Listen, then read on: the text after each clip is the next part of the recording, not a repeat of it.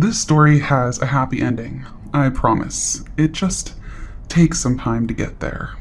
It's a recount of some unsettling events I went through during my college years, as well as the most amazing example of the bro sixth sense I have ever witnessed.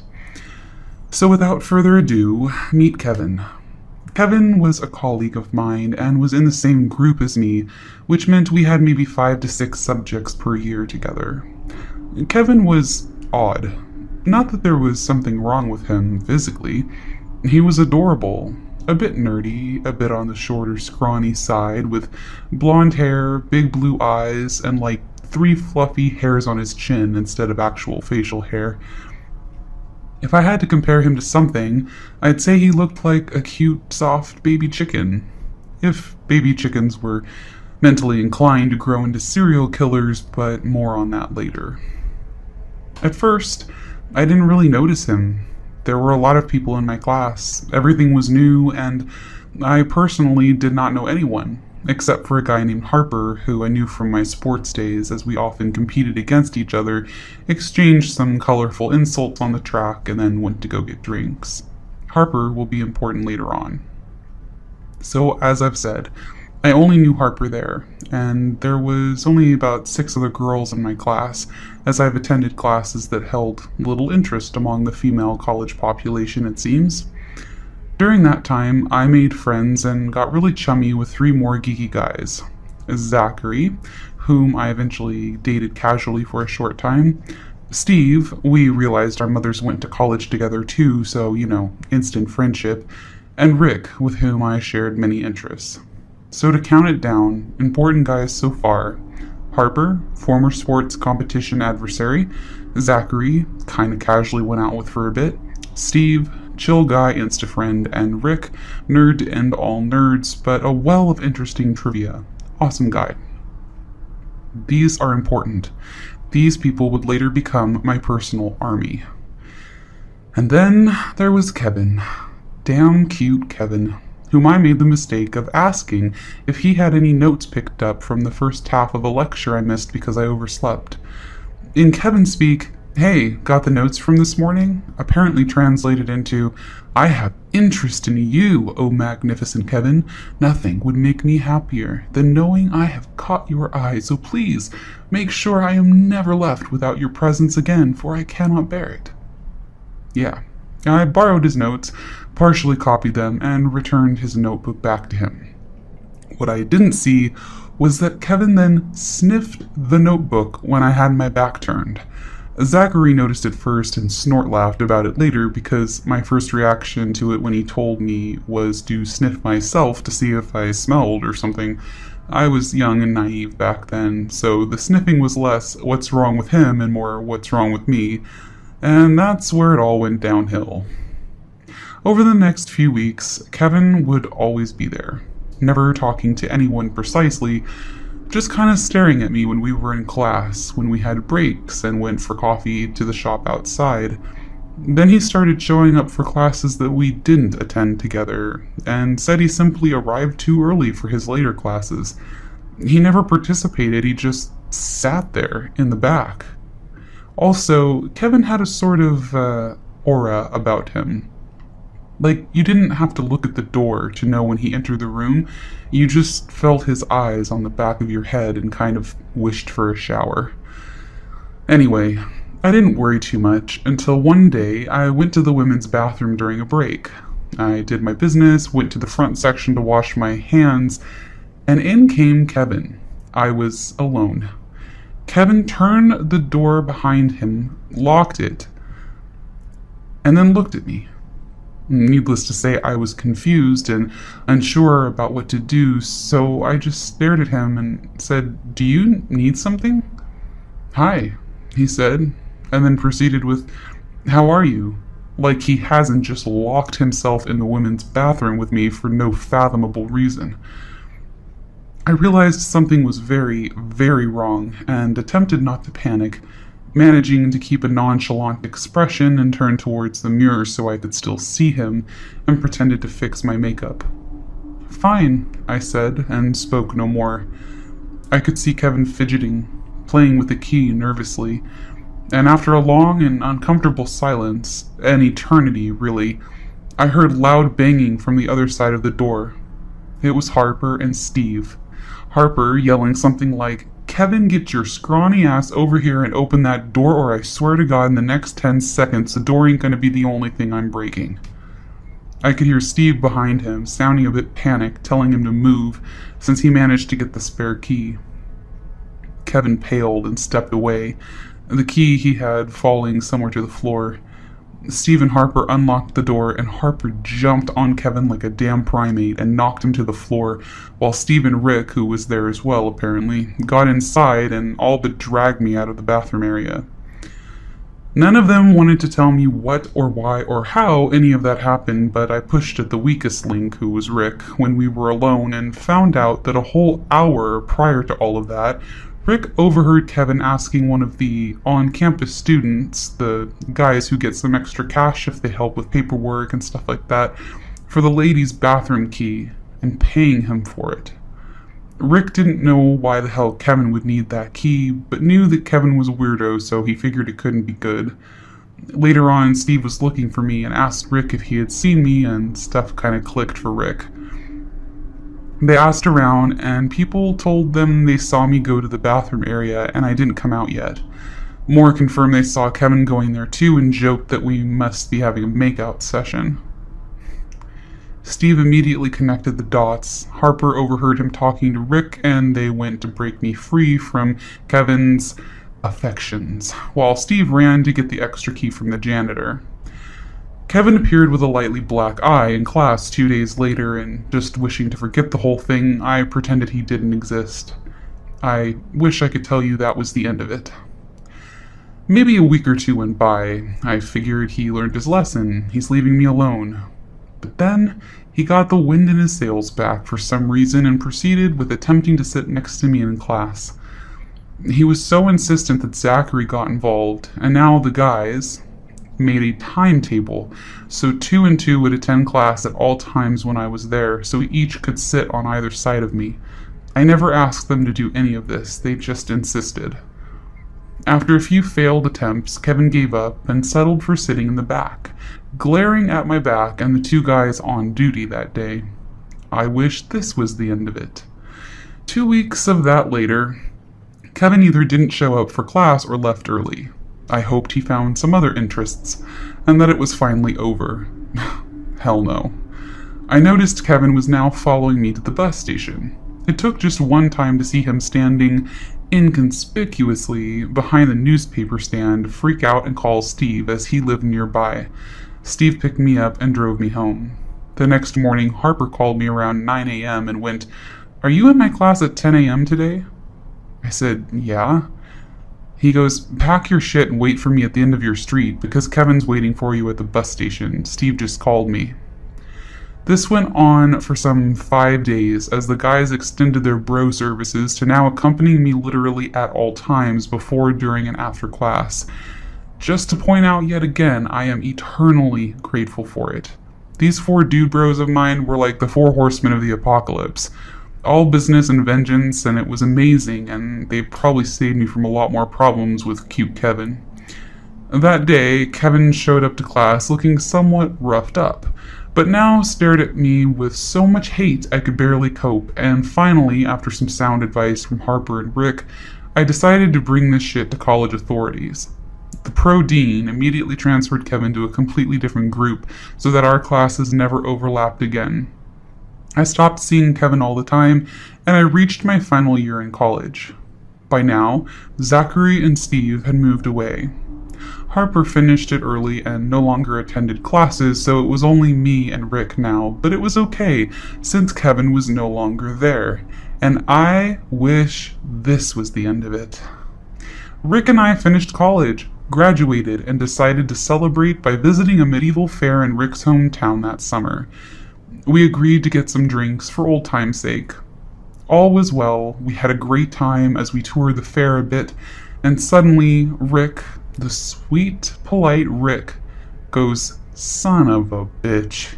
Ain't that fucking Kevin?" 'Twas fucking Kevin.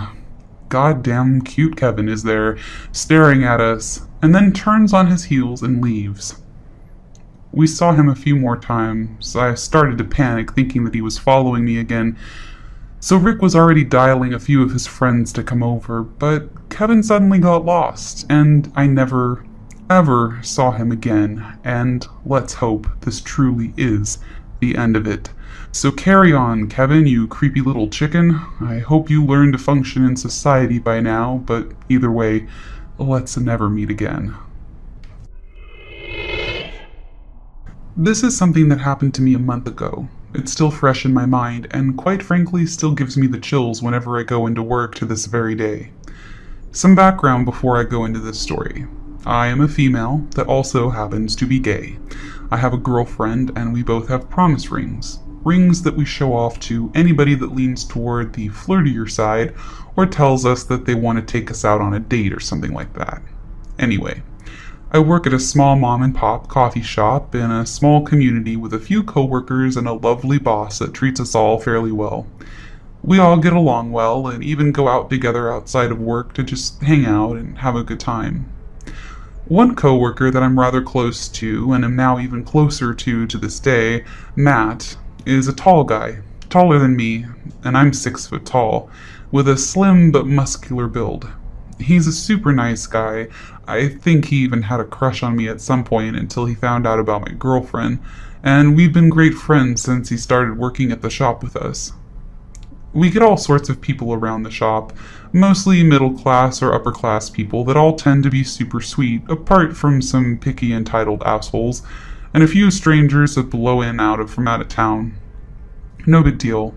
We had a regular come in almost every weekend, and we'll call him James.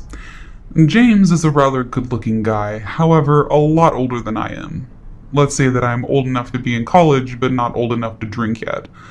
According to my boss, he came around the shop about once every other week, just to treat himself, but ever since I started working there, he came in every weekend to buy a small coffee or some pastry to snack on. My boss joked, saying that it was because he had a crush on me. I laughed it off. I shouldn't have. Whenever I was at the register, he would get this huge smile on his face and ask about my day, and I would reply with some small talk and hurry to make his order so I could continue doing whatever else I had to do. If I wasn't at the register, he would wait until I was done making other orders so that I could cater to him only. He didn't want anybody but me to help him at the register. I thought that was a little weird and had small red flags going off, but not enough to where I felt threatened or started to get paranoid. Then he started asking me some personal questions. He would ask about where I was going to school, if I lived in the neighborhood that was 5 minutes away. Some of us live about half an hour away from the coffee shop, what my favorite flowers were, etc. At this point, I was uncomfortable with the questions and just gave very vague answers, and just outright ignored the prodding about my favorite flowers as well as my school. I then casually brought up that my girlfriend and I were planning on going on a date at some point. I even told him about the ring she gave me and showed it to him so that he could see it wasn't some made-up ring. It's actually rather nice and references my favorite video game. And his entire attitude changed. He went from all smiles to a straight face, monotone voice as he snatched his coffee from me and briskly walked out the door. I felt triumphant since I figured that would be the end of it, and I volunteered to take out the trash to the large bins outside. The back of the shop is surrounded by other buildings that are also little restaurants and bars that all use the same bins, and it's rare to encounter somebody else when you're going out to quickly dump the trash bags. Sometimes the other workers would be out having a smoke, but that wasn't until later at night, and the coffee shop closes at around 5 in the afternoon. I went outside at around 1 p.m., and as I was lugging the large bags, I noticed a man standing in the center of the sidewalk a few feet away. Tons of people walk their dogs around that area, so I didn't think twice about it, until I took a double take after throwing the bags in the bin. It was James. He was just staring at me, and with my chronic anxiety and paranoia, something in me told me to stop looking and book it back to the shop.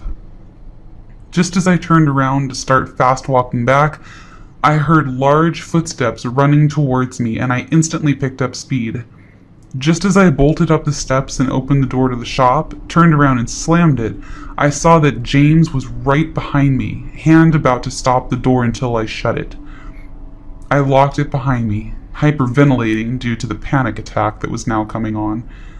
Matt was working with me that day, and he heard me crying and struggling to breathe in the back, calling my girlfriend for me so that she could calm me down. Now, although I am taller than my girlfriend, she is definitely the toughest out of the two of us, and could take out a man twice her size due to all the training she's done since she was a kid. I relayed back to her what had happened, and she was livid. However, she couldn't come due to her being at work, so she asked Matt to kind of help me process what happened as we continued to work that day. Over the next few weeks, James would come back and act like nothing happened. And then one week, he just stopped coming altogether. He didn't come in for about 3 weeks. And I was getting a little nervous because something told me that he was cooking up something really bad. Now I only work on weekends due to the fact that I'm in school, and Matt works both weekends and 2 days during the week. So I asked him to see if James would be coming in during those 2 days. He obliged and said he would let me know. I didn't get any texts during the week, and a feeling of dread was building up in my chest that I had to work that weekend. Friday, just as I was opening the shop, alone, the next person would not be coming in until a half hour after me, in walks James. Technically, we don't open until that second person comes in, but sometimes we let a couple of customers in early since they only want their coffee of the day so they can take off and get to work. Therefore, the stupid front door was unlocked. I was terrified to my very core. I never open alone, and the one time I do, James somehow knew this and took it as his chance. As I saw him walk up, I texted my boss, who was off that day, to look at the cameras and tell Matt, who was working with me and was coming in a half hour later, to hurry up because I did not want to be alone with this man.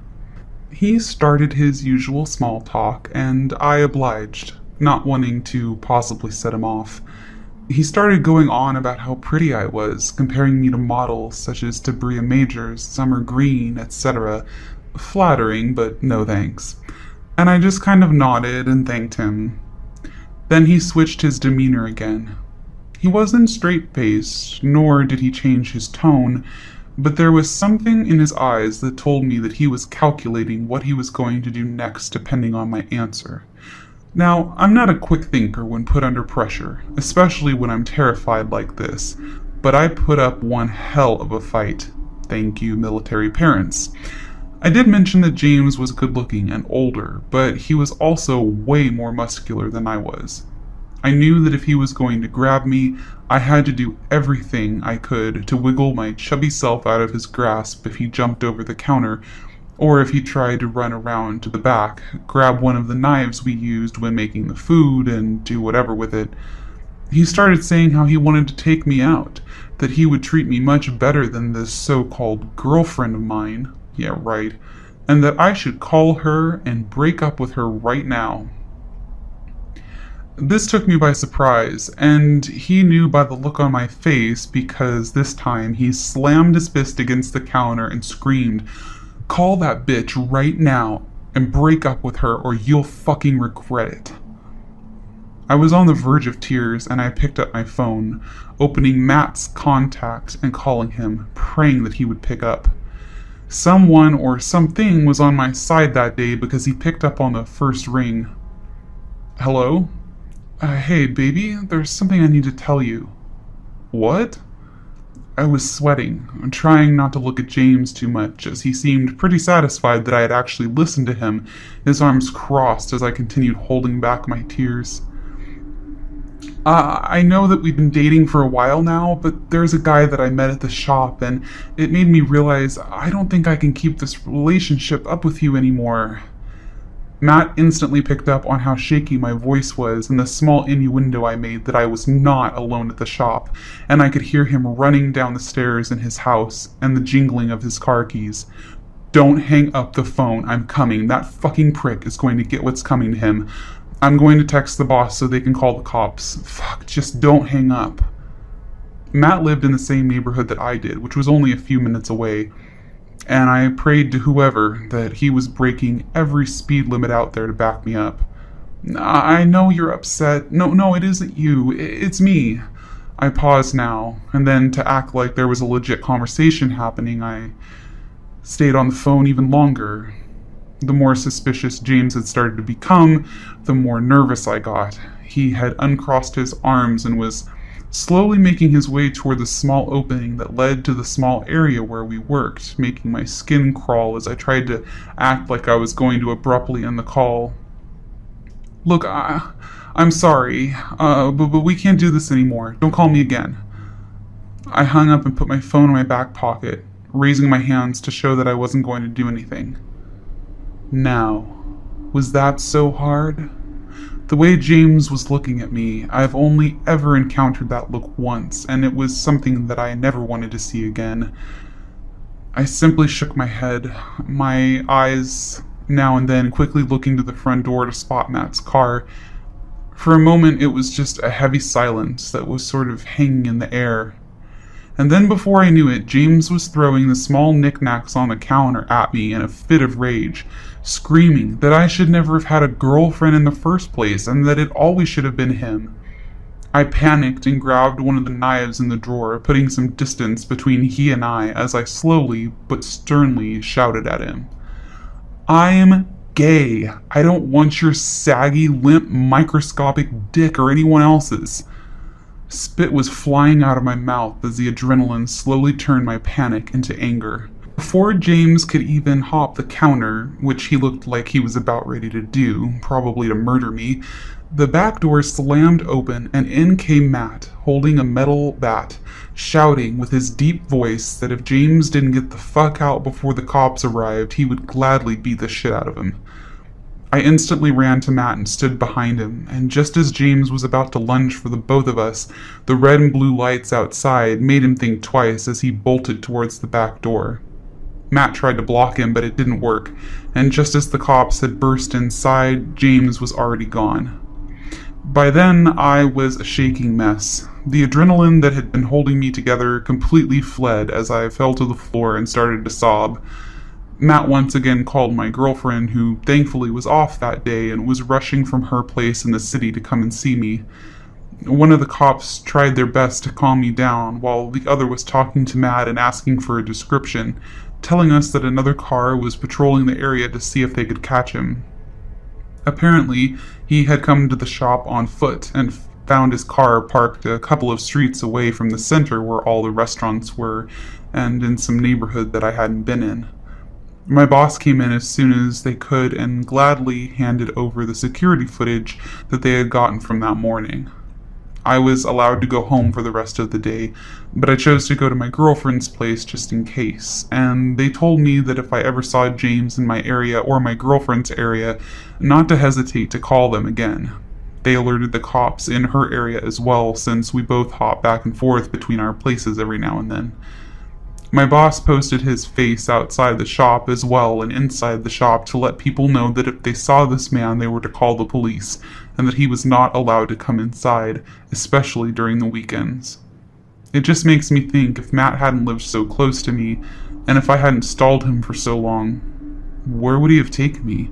Would he have hurt me in the shop, or dragged me back to his car and taken me somewhere else? I truly believe that this man had something very sinister planned for me. So, James, you fucking creep that can't take no for an answer, let's not meet again. My fiancé and I threw a dinner party once to celebrate his mom completing chemo. I hired a caterer. We were expecting 25 friends and family, so it was more than the kitchenette of our single-story ranch home could handle. We'd also only just moved in, so we didn't have a lot of cooking staples. The caterer said he'd bring everything 75% done, but that he needed to finish off some of the dishes in our kitchen. I told him that would be fine, as long as he was finished by 5 p.m., because the kitchen is centrally located, and we'd prefer everyone be finished before the guests arrive due to the intimate nature of the occasion. And he said that would be fine. He arrives as scheduled at noon, and we gave him until 5 p.m., and the guests weren't even arriving until 6, so it's plenty of time. He smelled like actual dog shit, but his accent sounded European, so I thought maybe he just didn't believe in deodorant or something. It was more than the smell of sweat, though. It smelled like a sun-baked diaper, and that made me uneasy because he was going to be preparing food for sick prior and young kids. I just made sure that he washed his hands and then left him to his own devices, worrying that I was being judgmental and presumptuous. Throughout the entire process, he keeps pulling me aside to ask me questions and have me taste things.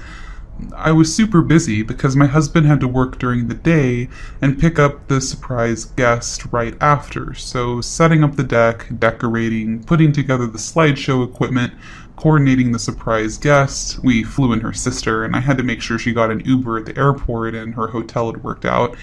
Just a million details that I was responsible for.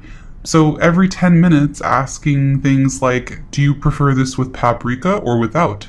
Or, what do you think this tastes like? Was getting old.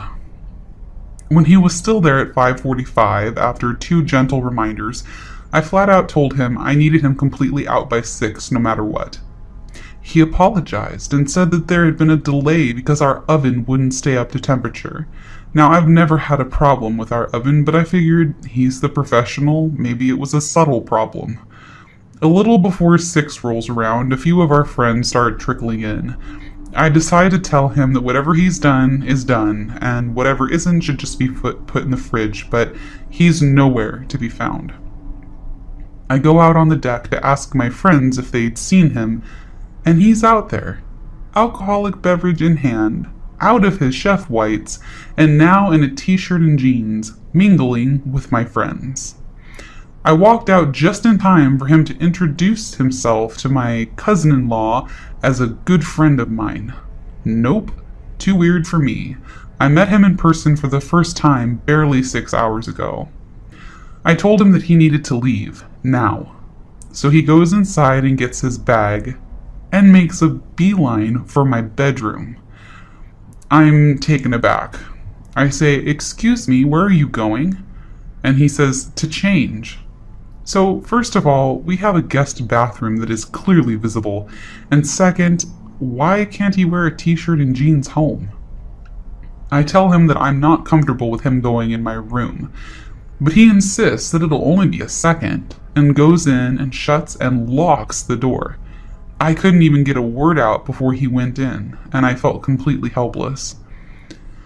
I was going outside to ask one of my friends to help me usher him out, but at that point my fiancé got there with my aunt-in-law. I had to explain the situation to him, nearly in tears at that point, and he was like, "What? He went into the bedroom? Why?" So he went in and pounded on the door, and the caterer came out, still in a t-shirt and jeans, and my fiancé said, "You shouldn't be in there. You need to leave." And the caterer looked at him and said, "Excuse me, but this is not your house. It is not up to you to decide." And my 6'4", 260-pound fiancé tells him, yes, actually, it is his house. At that point, he puts a hand on his back and guides him to the door. The caterer says, "I thought Frantic Sletter lived here." And he says, "Yes, my fiancé lives here with me." And at that point, the caterer goes nuts. He turned around and screamed at me, "You lied to me, you bitch." Now I have no clue what he's talking about. He starts yelling about how I led him on and kept calling me a bitch over and over. I don't know who he thought the man in the pictures with me around the house was. So my fiancé says, no, you won't talk that way in my house. Find the door." And the caterer goes in the kitchen and starts throwing the trays of food out of the refrigerator and onto the floor. At that point, my fiance realized that two of his brothers, who both currently were offensive linemen in the college level, had come in and were on the deck. He signaled to them and said, "This guy's harassing Frantic Sledder," my username, if you didn't catch on. Since they're a family of all boys and my fiance is the first to get married, they don't get to flex their protective muscles too often, so they jumped at the chance to toss this guy out. The party then went on as planned, but I insisted that we order pizza and throw out all the food he made.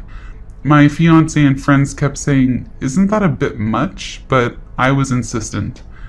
We went out late drinking with his brothers and got home around 3:30 a.m. and passed out in our room. I wish that was the end of the story. At around 5 o'clock a.m., I was woken to the sound of the door opening. I figured either we forgot to lock the door in our drunken stupor and it blew open, or one of his family forgot their keys or something in the house and didn't want to wake us. His parents and his local brother both have keys. But his parents never, ever, ever let themselves in when they know we're home. And his brother had even more than we did and was definitely not awake and driving at 5 a.m. It wasn't nearly windy enough for the door to have blown open. It had been tranquil all night. So I wake my fiancé up and whisper, "Someone just came in the house." And he said the same thing I had been thinking. Probably my brother left his wallet or something. I figure I'm being paranoid, and I try to put it to rest, when suddenly I hear a loud crash. With that, my fiancé was up and on his feet in one fell movement.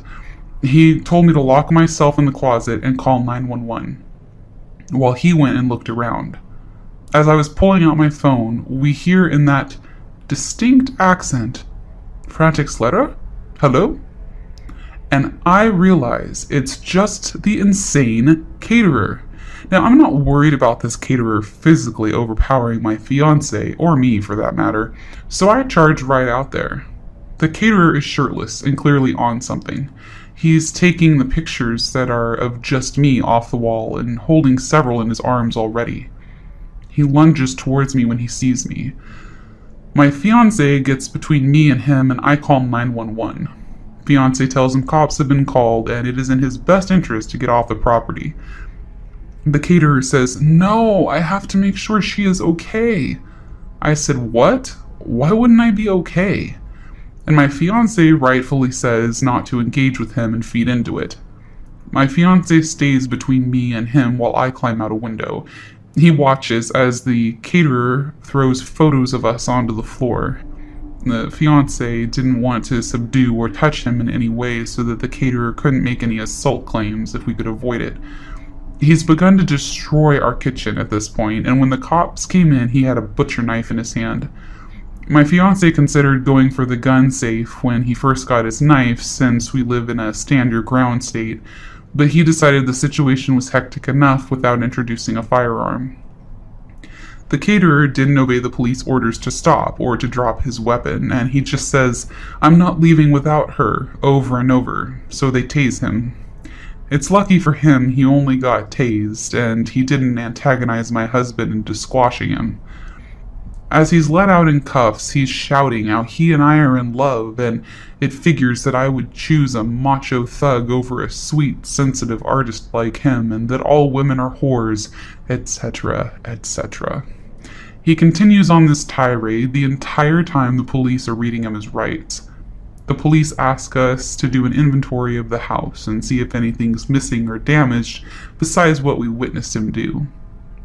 We go around and there's nothing, but that's when I remember that he was in our room yesterday, and I go through the entire room. All of my panties from the dirty laundry hamper were gone. We were so freaked out in the aftermath that we replaced all of our kitchenware, toothbrushes, sent our sheets to be professionally cleaned, and had a cleaning crew do a deep clean on the whole house. We were not taking any chances.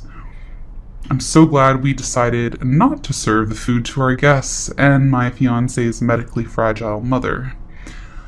He sent me a letter from prison that thankfully my husband intercepted because I was still recovering from the whole thing. We gave it to the police, who helped us get a no-contact order. He was sentenced to 3 years in prison 5 years ago, so he's out by now. But thankfully, we haven't met since, and I hope that we never do again. Ever since I was 14 years old, I've been scared of lightning. It started when I was out on a soccer field during a thunderstorm, and lightning struck the fence, just over 100 feet away from me. The sound was deafening, and I can still remember the awful sensation of the sound vibrating through my whole body. But this wouldn't be my only incident involving a lightning strike that I came too close to. But the next time it wouldn't only scare me, it would also be my salvation. When I turned 20, I moved out of my parents' house, who still lived in the capital of my country, to a small community in the south, and I have no intention on moving back. Sure, a girl that grew up in the city is used to the endless variation of restaurants, bars, stores that never close, and a city that never sleeps, but I like it here. Despite the low population of the community and something of a sleepy town stamp on it, it's a charming city with colorful wooden houses, the seaside campus, and the smell of butter from the old butter factory as an eternal reminder of where you are. I can practically go out whenever I want, wherever I want, and meet a total of 10 people, the neighborhood cats, and if I'm lucky, a cute but very lost hedgehog. There's one more reason why I appreciate living in a small town. It is how incredibly safe I feel here. In the city, you can barely be outside alone as a woman after 10 p.m. without feeling such discomfort that you feel compelled to check behind you once or twice every minute. All such discomfort, however, doesn't only happen after said time or during the darkest hours of the day. It can happen at any time. But that's something you learn. It was something I had to learn. I was 17, and it was the summer holidays. I was spending most of it at my then boyfriend's house, and he lived with his family about 20 minutes outside the city.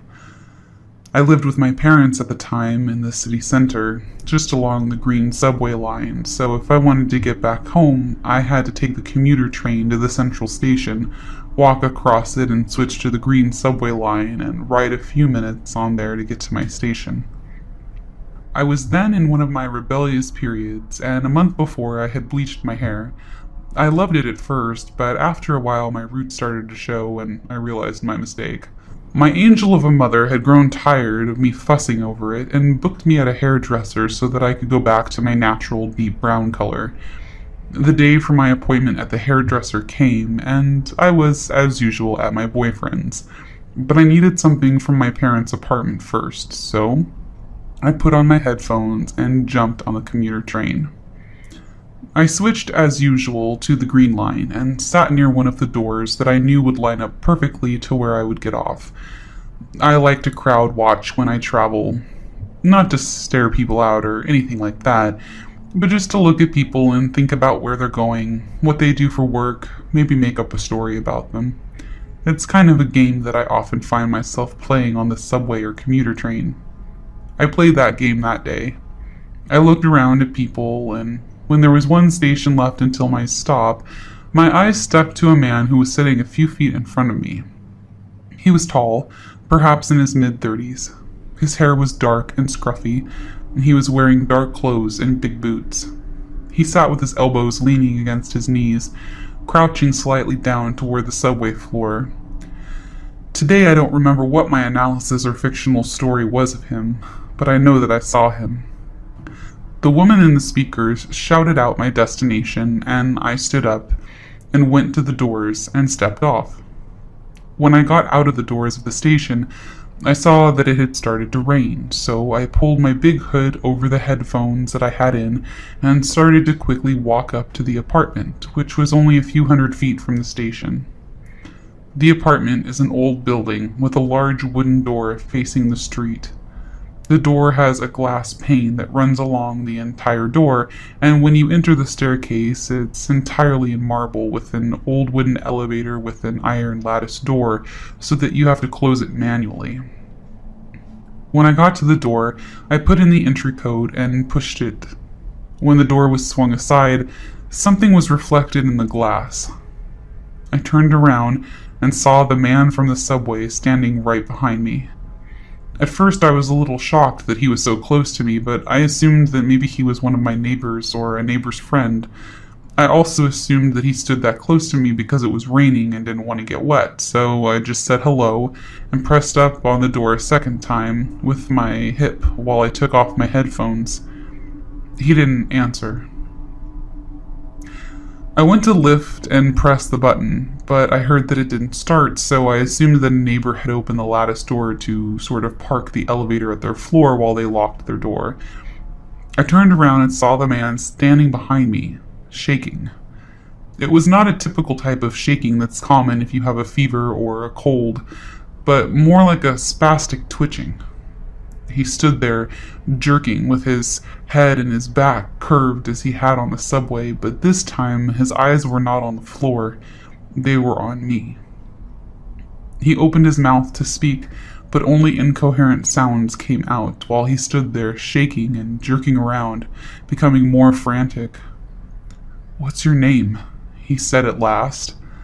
I remembered my parents' words of wisdom to never tell your name to a stranger, especially one whom feels threatening.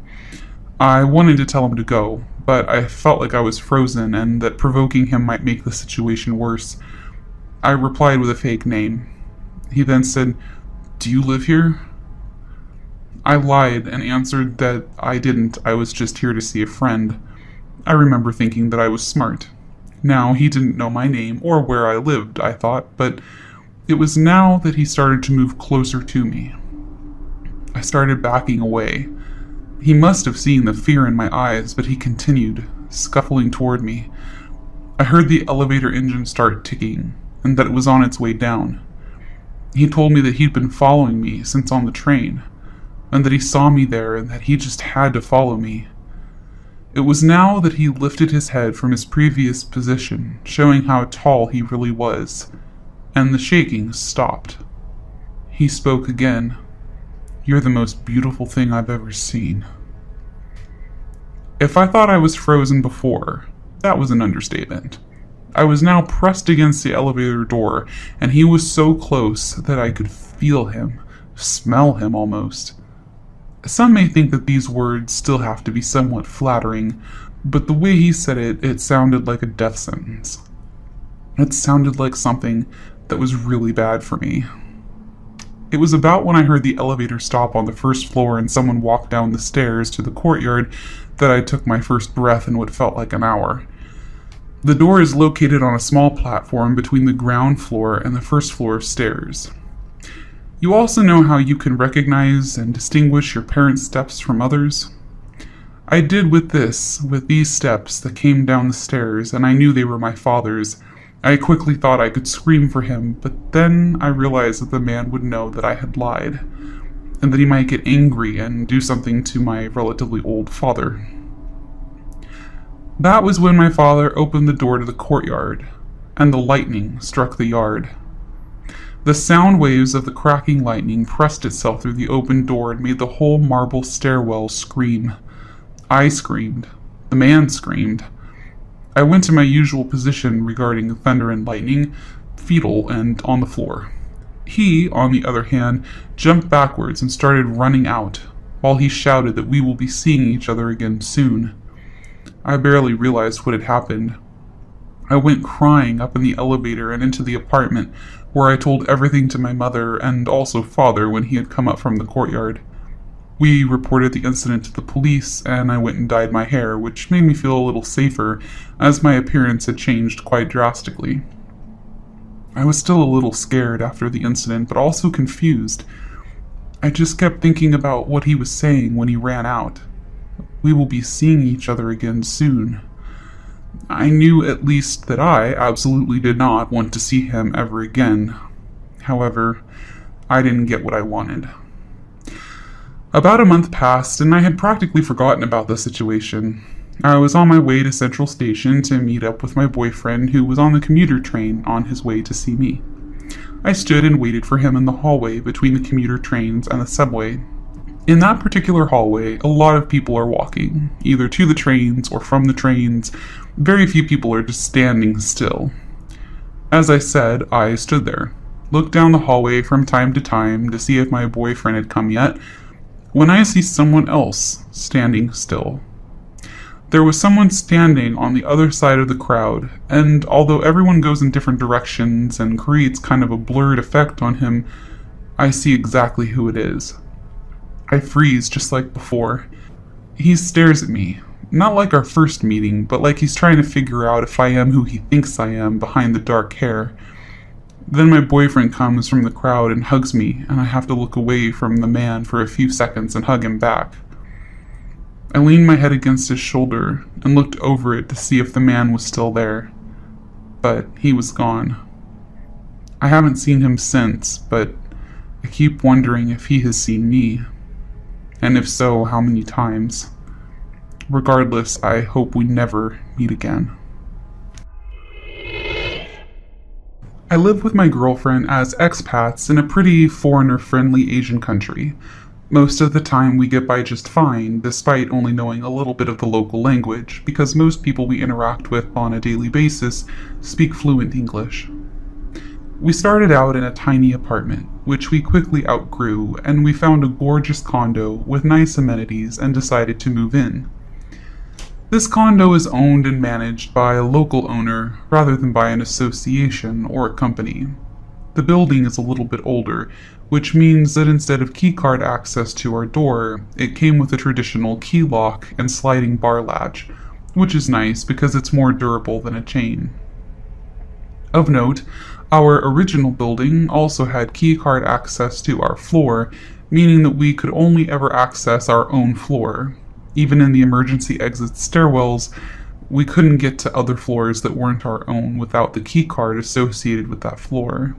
This new place did not have this measure, and I routinely enjoyed a walk up the 15 flights of stairs to the room as a bit of a warm-up before going swimming. The quaint feeling of all this changed about 2 months after we moved in. We were both starting new jobs and dragged our feet on some of the final touches of moving into a new place, and that's the last time we ever do that. My girlfriend nudged me awake at about 3 in the morning. I wake up extra groggy and unsure of my surroundings, but I snapped to full attention when she whispered with wide eyes, "Someone's trying to open the door." Now the condo is 100 square meters, and the main door and the bedroom are at opposite ends.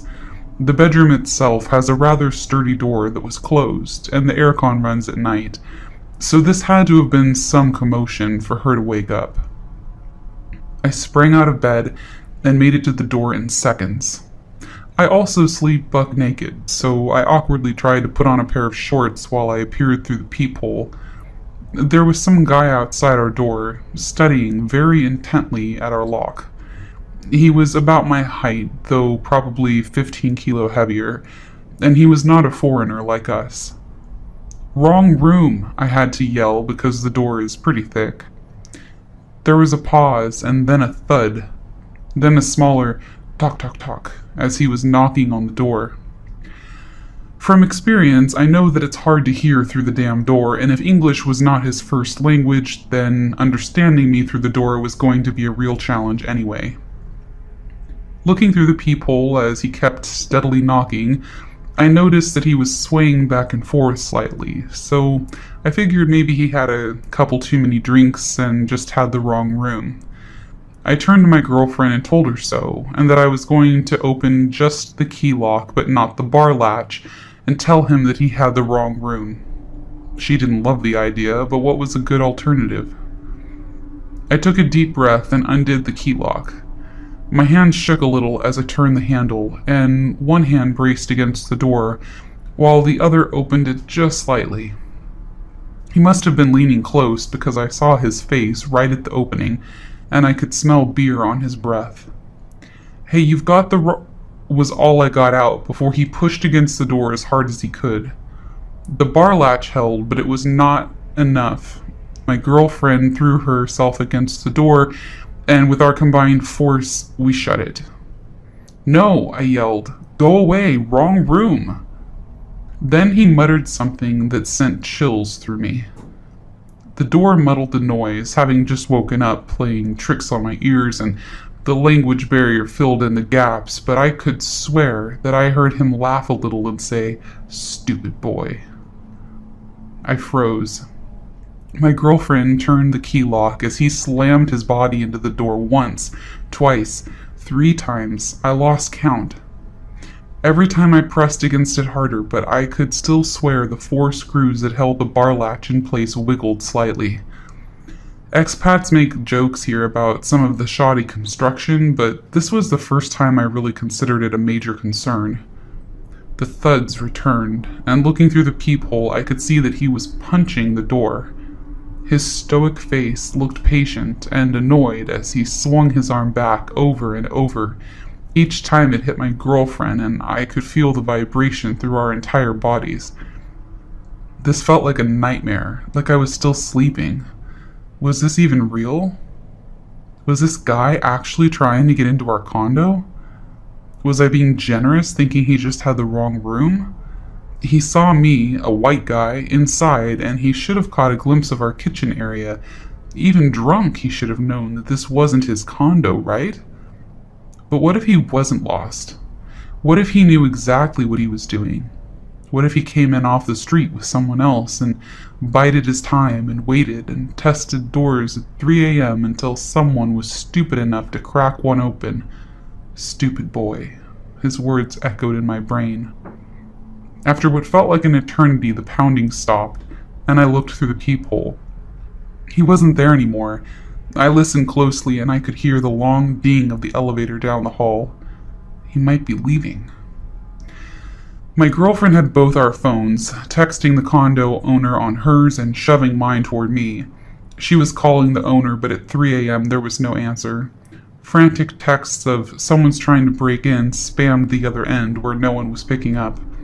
She messaged friends of ours who live in the next building, but we both knew it'd be hours before anyone responded.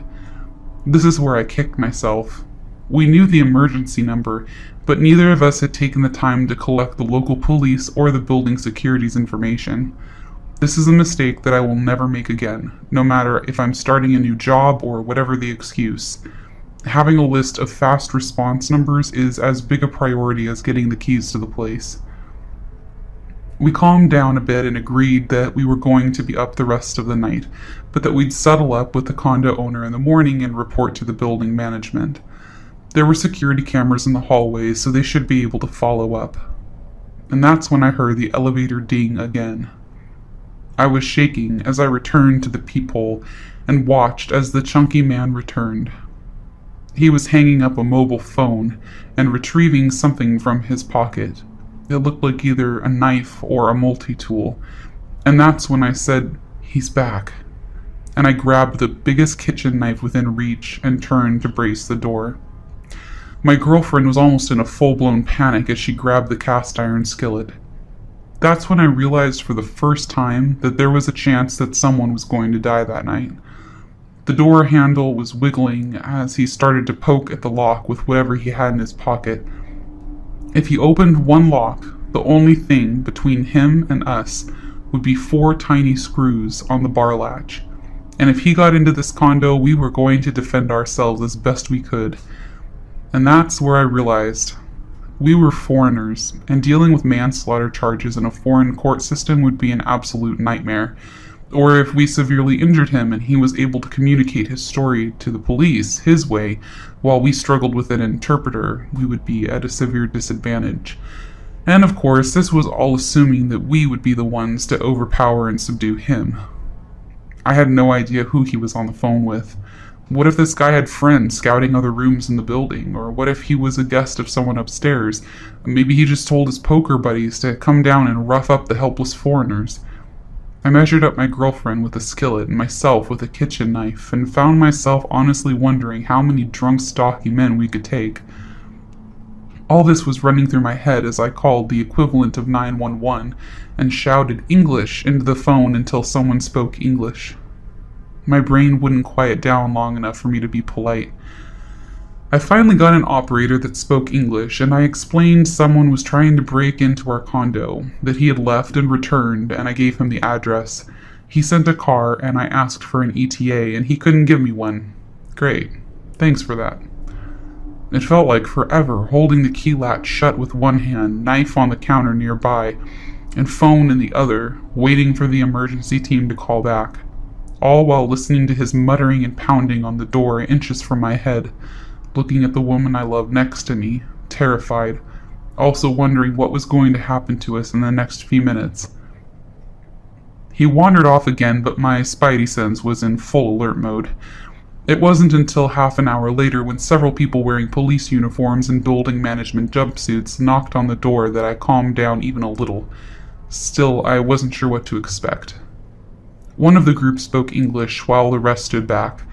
I explained everything in detail and pointed at the camera in our hallway, saying I wanted whoever it was found.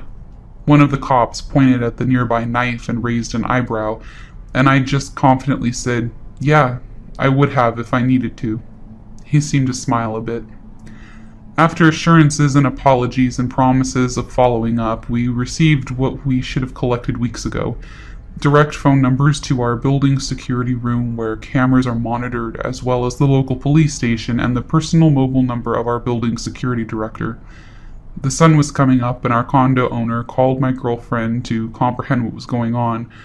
She promised us that she'd send the locksmiths there that day to install another deadbolt, as well as a second bar lock if it helped us feel safer. The follow-up of everything was that the guy was indeed someone who got drunk and mistook the room and was on the wrong floor. That wouldn't have been an issue if we had had keycard access per floor, right? He was apparently known in the building for this. Would have been nice to let us know, huh? His wife had to come and collect him more than once, and he would be fined for the cost of installing extra locks. So while this is a bit comforting to know that he's a random drunk instead of a murderer, I still explained to the building management that I have no desire for an apology from him. I don't care if he feels bad or not. Police reports here can be messy, and locals can hold severe grudges that I just did not want to deal with. I will only keep from making a full police report if I literally never see or hear from him again. I was told that stupid boy was a mix of foreign language and my ears playing tricks on me, but I'll never be 100% sure of that. Either way, I hope I never meet that guy again. A week or so before my 10th birthday, I walked to the corner store with a $5 bill and picked up a jar of ragu for my mom. On my way home, a man that I'd never seen before fell in step with me and began talking. "Hi," he said cheerfully. "My name is Dr. Ramsey. I'm a pediatrician. Do you know what a pediatrician is?" I walked along silently, not replying and fervently hoping he would take that as a sign that he should leave me alone. Subtleties were not his strong suit, though, because he kept right on chattering. "Are your parents looking for a pediatrician for you? Of course, you're almost a big girl now. You'll be needing another kind of doctor soon, won't you? That's okay, though. They can still bring you to me until then. What's your name? You have beautiful hair. I was just on my way to get some suckers for the candy jar in my office. Do you like suckers?" Thankfully, we were nearing my house, so I ran forward, up the back steps, and into the kitchen. I didn't know it then, but that would be the beginning of a very long and very scary ordeal. It didn't take long after that for Dr. Ramsey to begin showing up.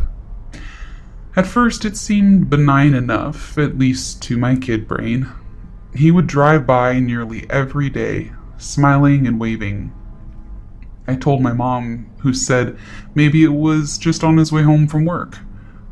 But then the phone calls began. My dad called me into the living room and sat me down. He asked me about the day that Dr. Ramsey followed me home, and if I talked to him. He said that I wasn't in trouble, but that I needed to tell him the truth. I told him no, and he asked if I was sure. Could I be forgetting something? I told him no again, and then he frowned and said, "Then how does he know your name?" I didn't know. It turned out that that wasn't all Dr. Ramsey knew. He knew my sister's name as well. Pretty soon, neither my sister or I were allowed to answer the phone. He called several times a day. At first, neither of us knew what he was saying. Then one night, one of my brothers told us that he was telling my parents that he was going to hurt me, and after that, my sister. Things got complicated after that. My dad had called the police, but as this was before there were any stalking laws, there was not a lot they could do. They told my parents to call back if he quote-unquote tried anything. My dad then called a friend of his from back in the day who happened to be a cop. For the next month, my dad's friend escorted me to and from school. Suddenly, life as I knew it came to a screeching halt. I couldn't walk to school alone. I couldn't play outside. I couldn't walk to Super America, which is sort of like a 7-Eleven. When access to me was completely denied, things escalated. It was around this time that he began threatening my sister as well. Then one afternoon, my sister, two of my brothers, my mom, and I were in the kitchen. One of my brothers saw a glimpse of someone in the garage. They'd seen him too. Dr. Ramsey came bolting out of the garage, my brothers chasing after him. They ran all the way to a nearby park, where he lost them in the trees. My parents called the police again, but nothing came of it. The only information they had was a description and a name that was almost certainly fake. A couple of weeks later, we woke to find our dog hanging from the side porch. She was a gorgeous saddleback German Shepherd, born the same day I was. We were all devastated. The cops said that there was no evidence it was him, and ruled it accidental, but not a single one of us believed that. His phone calls became more informative in the meantime. He would talk about who was home and who wasn't. If my brother would say that my dad was home, he would tell him who was really in the house. He also would talk about the house itself, about the window in the kitchen that he could easily open with a knife from outside, even when it was locked, and about the French doors that connected the living room to the side porch, and how the lock could be finagled from the outside if you jiggled it just right.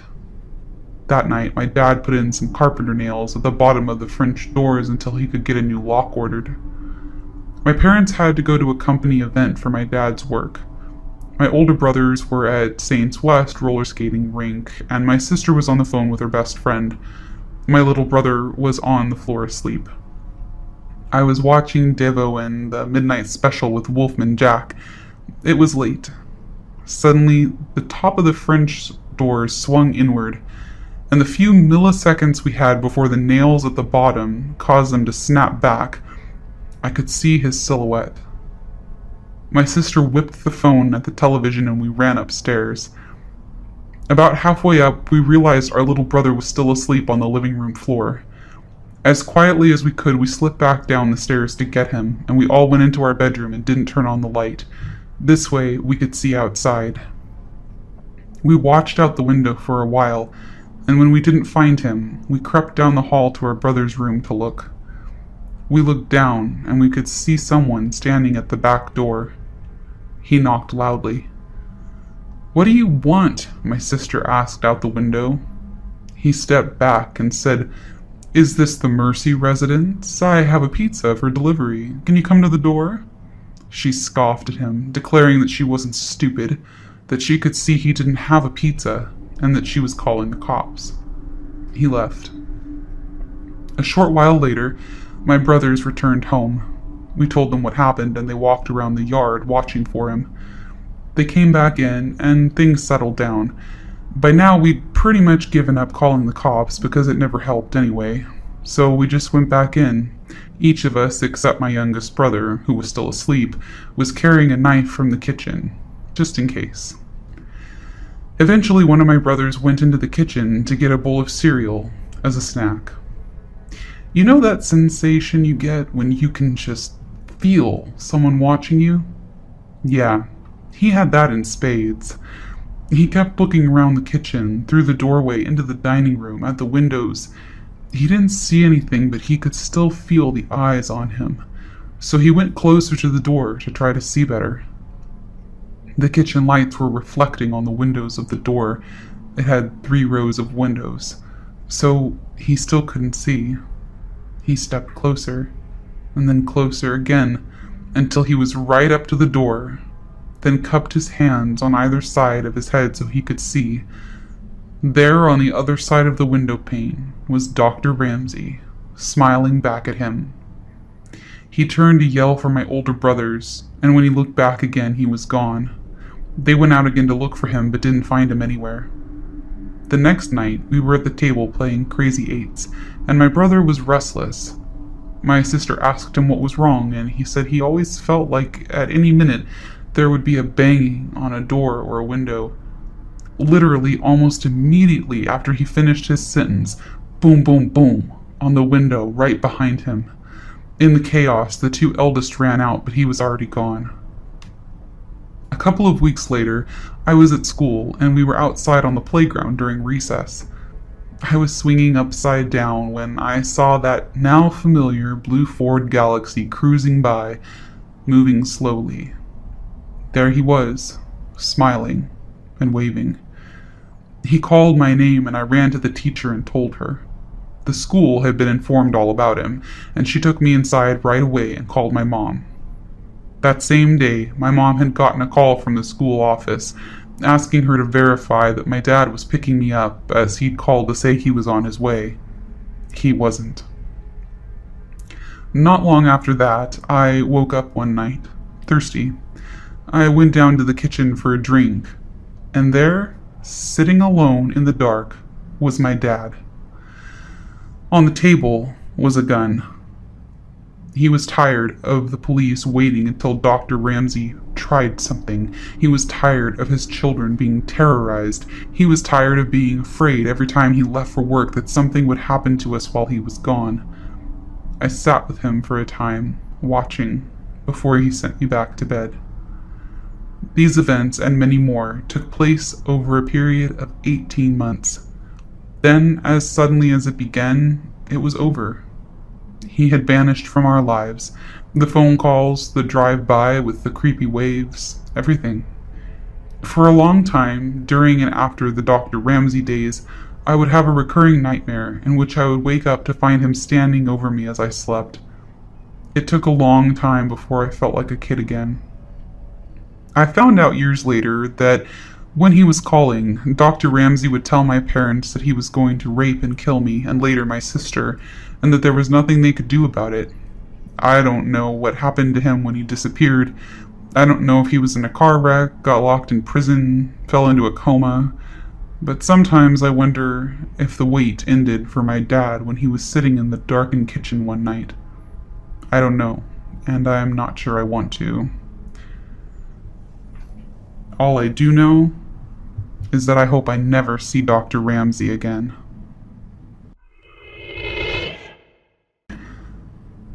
This happened just about an hour or so ago. Me, my sister, my godmom, and my godaunt, who we'll call Jenny, went to the movies to see the new movie Shazam. About 30 minutes into the movie, a guy that none of us knew stood next to Jenny. He leaned over and said hi to her and then practically fell on top of her. He then went around the back of our seats. He sat only one seat down for me. He then stared at my family and the people on the other side of him for a few minutes, and then he began digging through the seats like he was looking for something. This went on for about 10 minutes before he pulled something black out of the seat. He then looked at us, stood up, stumbled out of the theater, and left. My godmother and I think that he might have been drunk. If he had been there earlier and was looking for something he left behind, he wouldn't have checked every empty seat.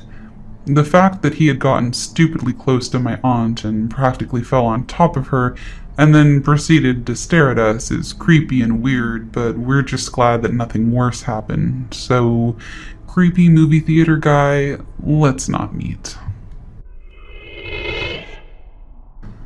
I live in a normal suburban family. My two parents, my younger sister, and my cousin, who has lived with us since he and I were 6.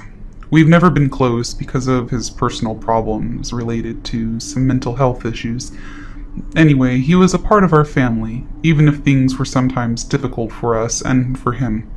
He was my sibling, through and through. Cut to our teenage years, and my sister plus parents are going a few hours away for a dance competition that my little sister is in. My parents let us stay home since I have a 6 a.m. shift the next day at work after they come home, and the weather's too nasty to lug all 5 of us through.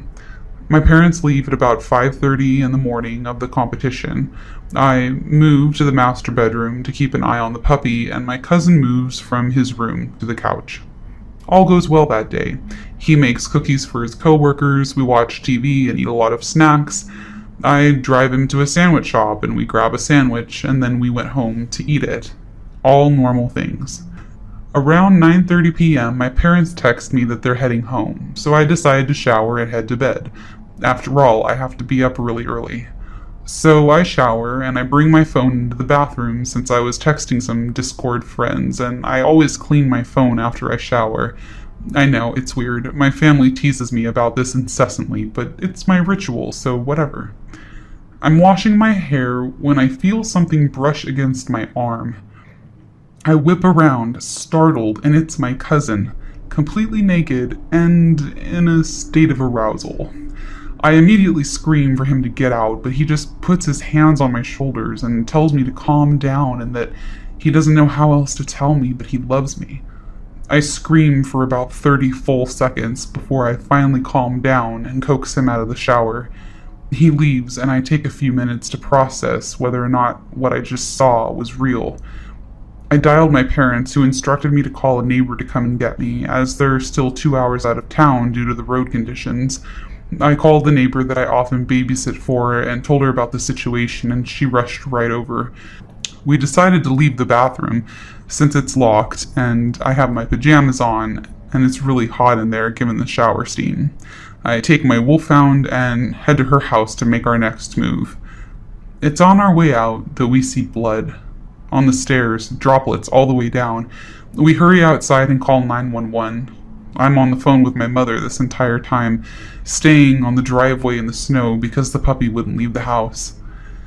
Police arrive and they rush my cousin away to the hospital.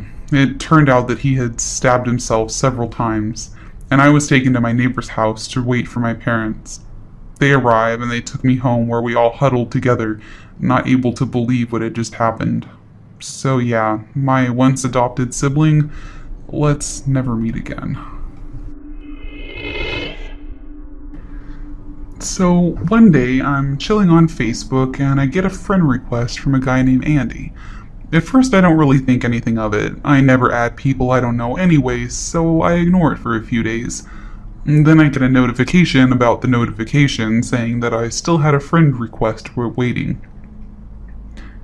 So I look at the guy's profile and I see that he has the same last name as my friend Rick's sister-in-law.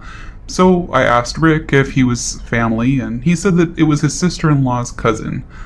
I thought it was a little weird that he wanted to add me as a friend, but whatever, no big deal. I didn't want to offend my friend, so I added him. Huge mistake. Now, I'm a huge Harry Potter fan. I remember posting on my Facebook page that I was going to be at the midnight release of the new movie, and being super excited to go with all my friends. Well, fast forward to the night of the movie, and I'm there with my best friends, and I see this guy just staring at me. I think, weird. But I was really excited about the movie, so I didn't give him a second thought. Once we get into the theater, we sit down, and I see the guy sit down right in front of us. So we watch the movie, and this guy keeps turning around and looking at me. I started to get really annoyed because he's distracting me from the movie. So I whisper, "What?" as mean as I could, with a what the fuck look on my face, and he turns around and leaves me alone for the rest of the movie. When the movie is over, my best friend and I are walking out of the theater talking about how amazing the movie was, when I see the same guy standing by my car. When I walk up to my car, it hits me that I've seen this guy before. It's the guy I added on Facebook. So my automatic thought is, okay, well maybe he just wants to meet me because I'm Rick's friend. I slow my footsteps down a few feet from my car before we reach him. He didn't say anything at first, so my friend and I looked at each other like, what the fuck does this guy want? So I said, "Hi, do I know you?" And he goes, "Not yet. I'm Andy." Then he steps forward and hands me an envelope. Okay, this is getting weird, I think. Then he seemed really excited and says, "Open your present." And I'm like, no thanks, dude. And I try to hand the envelope back to him, but this fucker just walks away, leaving me with my hand sticking out in the air toward him holding this envelope I don't want. My friend starts awkwardly laughing and grabs the envelope out of my hand, saying, "Ooh, someone has a crush on you." I'm just kind of like spooked, standing there, because I don't know who the F this guy is. So my best friend opens the envelope and it's a 5-page letter about how he feels about me, how beautiful I am, that he loves reading my stuff on social media, etc.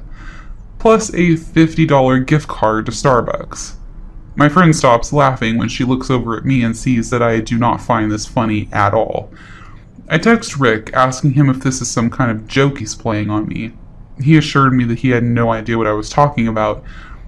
I explain the situation and Rick tells me that he barely even talks to Andy because he's, quote, a weird dude. Oh, now you tell me. So I go home and delete him off my Facebook, rip up the weird 5-page note, and give the gift card to my friend. In my mind, since I couldn't give the gift back and I wouldn't use it, I wouldn't feel like I owed him anything. Things started escalating pretty quickly once I graduated high school and was getting ready to move. See, I lived in a small town, and I was getting ready to move to California to live with my dad.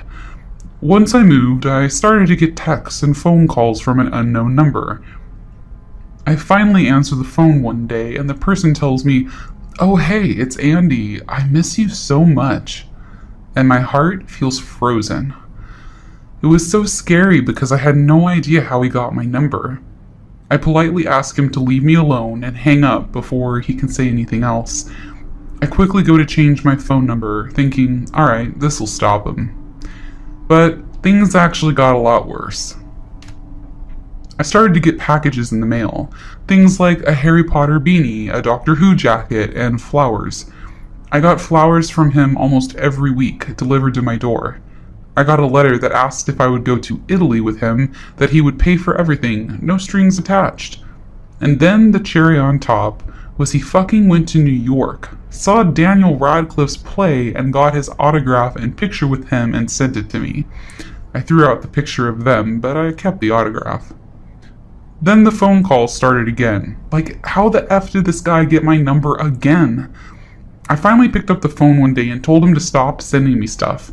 I told him I was throwing everything away, that I didn't want or need anything from him. I told him he made me extremely uncomfortable. He didn't like that very much, and he basically said, "You're in a bad mood today," and quickly hung up. The next time he called, I told him that I would in fact call the police if he kept calling. Things settled down a little bit. A few months went by, but then I got together with my now husband who lives in that little town. Of course, I moved back. I remember the first time I saw Andy when I got back. It was at a shopping center. He looked over at me, froze for a second, and then quickly started walking toward me.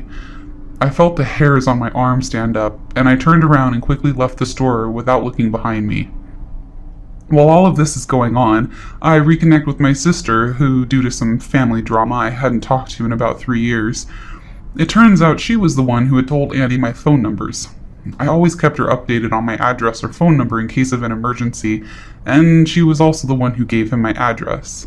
I was almost mad enough to stop talking to her again, but she told me that he would message her on Facebook that he was my boyfriend and lost my number and wanted to send me a surprise. He also asked her if she would be okay with him asking to marry me. With us not talking, she had no idea that any of this wasn't true. Apparently he can be a pretty charming liar. Anyways, she promises to not give him any more information about me and blocks him on Facebook as well. So at this point in my life, I'm with my now husband, then boyfriend, and we have plans to get married soon. We are very excited and we tie the knot at the courthouse. Fast forward like a week after being married, my husband gets a Facebook message from Andy. It was basically asking him if he would be willing to share me. He offered to take both of us to dinner to discuss the situation. My husband was all for going for a free meal and then beating the shit out of this guy, but I didn't even want to look at him, let alone let my new husband go to jail over this, so we ignored it. The big blow up, and how this story ends, for now and hopefully forever, is that he found out where I work. He came in one day and I had no choice but to help him. And then he started to fucking take pictures of me with his phone in front of customers and my coworker. I lost my shit on this guy. I started screaming at him to leave me alone, that if he ever came near me or contacted me again or my husband, I would have him arrested. I honestly can't even remember what all I said. I was so mad. I was shaking and almost started crying. Luckily, my boss was really cool about the whole thing, and I didn't even get in trouble for swearing in front of customers. Anyways, his face was priceless, totally shocked. He just slowly put his phone in his pocket and left. And that was the last interaction I've had with him. It's been years, and sometimes I still see him walking by my work, but he'll just quickly look in at me and then keep walking. As for why I never actually went to the cops, I was young and dumb and thought I could handle it, which I did, but I realized that I'm very lucky. If it had gotten worse, I definitely would have gone to the police.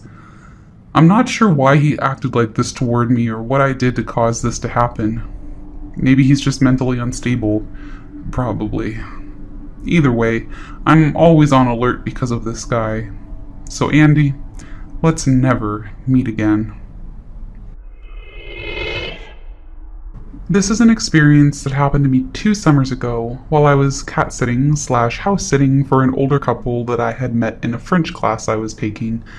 This couple lived near a busy corner with a bookshop, coffee shop, a grocery store, and a movie theater in a nice neighborhood of a big city. For all of these reasons and more, I was pretty excited to house-sit there. My own apartment, where I lived with my boyfriend and my own cat, was about a 10-minute drive or a 40-minute walk further up the street in a quiet residential area with nothing much around it. Now, my own cat is vocal and super social. Because of this, we try never to leave him alone at night because he will literally cry for us all night long, and we're always slightly paranoid that he's going to get us evicted due to noise complaints from neighbors. We lived on the top floor, and you could literally hear him crying from the bottom floor and outside if the door to the building was open. So my boyfriend and I decided that he should stay at the apartment with our cat while I was house-sitting. Plus my boyfriend works from home, so I was kind of excited to have some me time for a few days. My boyfriend drops me off at the house, and I settle in with my luggage. I look around the surprisingly large 3-story house, and then decide to walk over to the grocery store to pick up some food for the next few days. As I'm walking home with my bag of groceries, I notice this man, extremely tall and gaunt, with a head full of long, shaggy hair, walking parallel across the street, watching me. I'm only about 2 houses away from the place where I'm staying, so I sit down on the edge of the wall as though taking a break, and I call my mom, trying to keep an eye on him surreptitiously from the corner of my eye. This man stops behind a pole across the street and continues to watch me. I tell my mom this guy seems to think that a pole hides him from my view, but that I can see him there, standing as still as a statue, just watching me. I don't want him to know where I'm staying, so we continue chatting, and eventually I turn my full gaze on the man to let him know that I see him watching me. For a moment, he doesn't react at all, and then he just sort of meanders on down the small street, and I watch him turn the corner and disappear from my view. I tell my mom and gather my groceries and walk cautiously down the street, keeping an eye out for him as I near the place that I'm house-sitting, and I don't see him. I dart in through the back door next to the garage as quickly as I can and breathe a sigh of relief once I'm inside. I tell my mom that everything is good, and I put away the groceries and forget about the entire incident. The couple has a beautiful library, so I contentedly spent the rest of the afternoon and well into the evening just perusing their wall of books and selecting a few to bring upstairs to the guest room on the 3rd floor. I'm playing the Dario Marianelli P&P soundtrack and just enjoying the quiet downtime all to myself. I finally get sleepy, I text my boyfriend goodnight, and I fall asleep. I wake up shortly thereafter after a terrifyingly realistic dream that this gaunt man has walked into the room, trailing his fingertips across my body. The room is dark, dark, dark. All the window blinds shut, and my body goes completely still, half positive that it wasn't a dream and that he had somehow broken in and was waiting in the shadow. I quietly reach underneath my pillowcase for my phone. I always keep my phone tucked under my pillow, and it's not there. My panic rises, and my mind overreacts. He's here, and he's playing a game with me. He took my phone. He's somewhere in the house. I desperately begin to pat around my bed as quietly as possible, searching beneath the other pillow for my phone. Not there. I think surely he'll hear me if I get out of bed, but I suddenly remember that I left my laptop next to me on the bed, and I opened it, quickly sending a text, and another text, and another text to my boyfriend through iMessage until he wakes up. I tell him that I can't find my phone, that I had a bad dream, and that I'm super anxious. With him awake and responding, I get the courage to flip on the lamp and get out of bed. I search around the floor, thinking my phone must have fallen while I was sleeping. Nope, not on the floor. Finally, as I search the bed frantically, I find it atop the covers on the other side of the bed. Weird, but I suppose I must have knocked it across the bed or something. I don't sleep well the rest of the night, hearing noises from across the 3 floors of the creaky stairs and house, thinking that anyone could break in through the patio door across from my room. All they'd have to do is get to the balcony. And I wake up the next morning completely exhausted. The next day, I'm sitting in the living room at their piano practicing. I'm an opera singer, and I was mostly excited about the house sitting because I'd get the chance to sing without worrying about my apartment neighbors complaining, which they do. With the blinds open, I'm sitting there practicing away, enjoying the day. There are some kids riding their bikes, neighbors with dogs, the usual. I'm enjoying my afternoon when I notice that there's an odd, run-down, dilapidated dark house, nearly diagonal to this one, which doesn't fit in at all with the otherwise nice neighborhood. Gaunt man walks out of it and sits on the porch. My stomach drops. I call my boyfriend and tell him that the creepy guy apparently lives across the street. I shut the blinds facing that way so that he couldn't see me, and I retreated to the other side of the house, with the kitchen. I spend the rest of the day chilling, convincing myself that I'm overreacting, that everything is fine, and that I don't need to worry. Nonetheless, come nightfall, the house seems just way too large, with too many entrances, and the bottom floor is so far away that I worry the noise wouldn't carry up to the top floor if someone did break in. Naturally, I cannot sleep at all. I end up retrieving a knife from the kitchen and stashing it under the pillow. Noises keep me up. Creaks keep me up. Odd sounds keep me up. Around 11 o'clock, I call my boyfriend and basically beg him to come and stay with me, assuring him that our cat can survive one night without us. He drives over and pulls into the garage. I come and unlock the hall door from the garage to let him inside. I still don't sleep well, but at least I get some sleep with him there, feeling a little safer.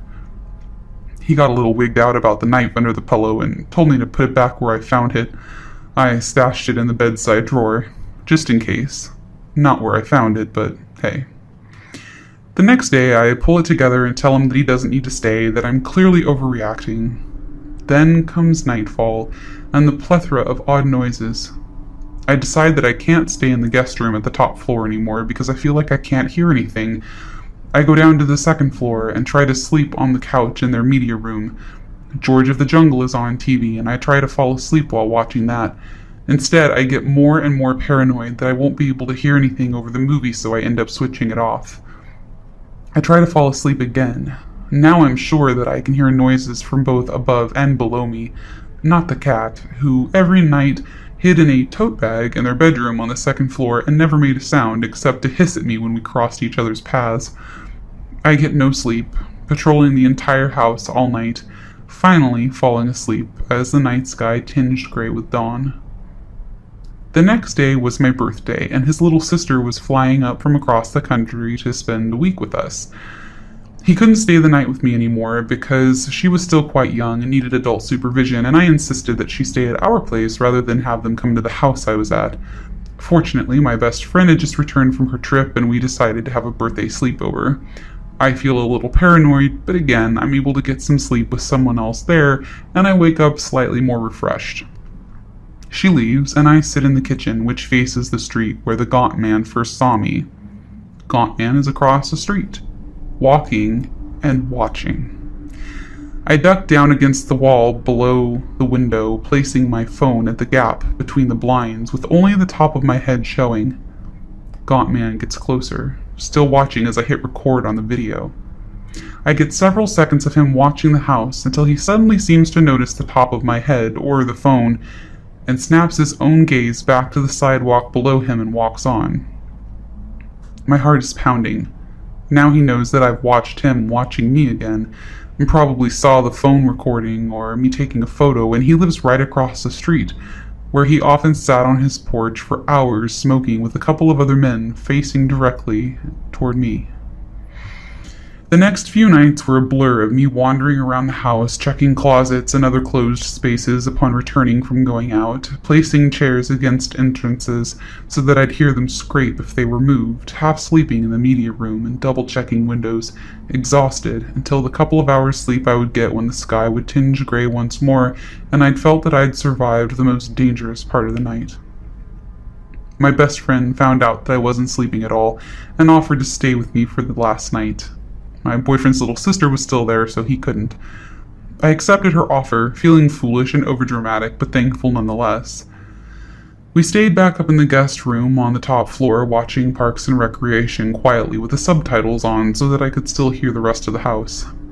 It was around 1 a.m., so when a shrill, piercing siren suddenly echoed throughout the house, my best friend and I sat up in bed, paralyzed with fear and confusion.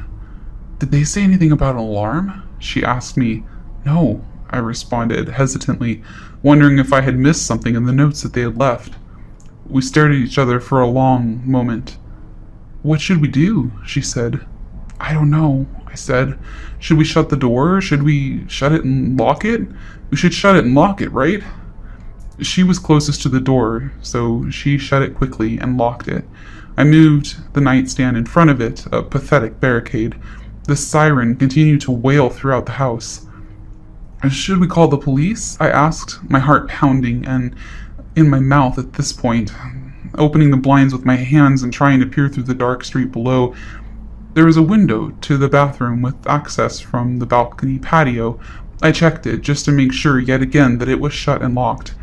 We should probably call the police, or should we?"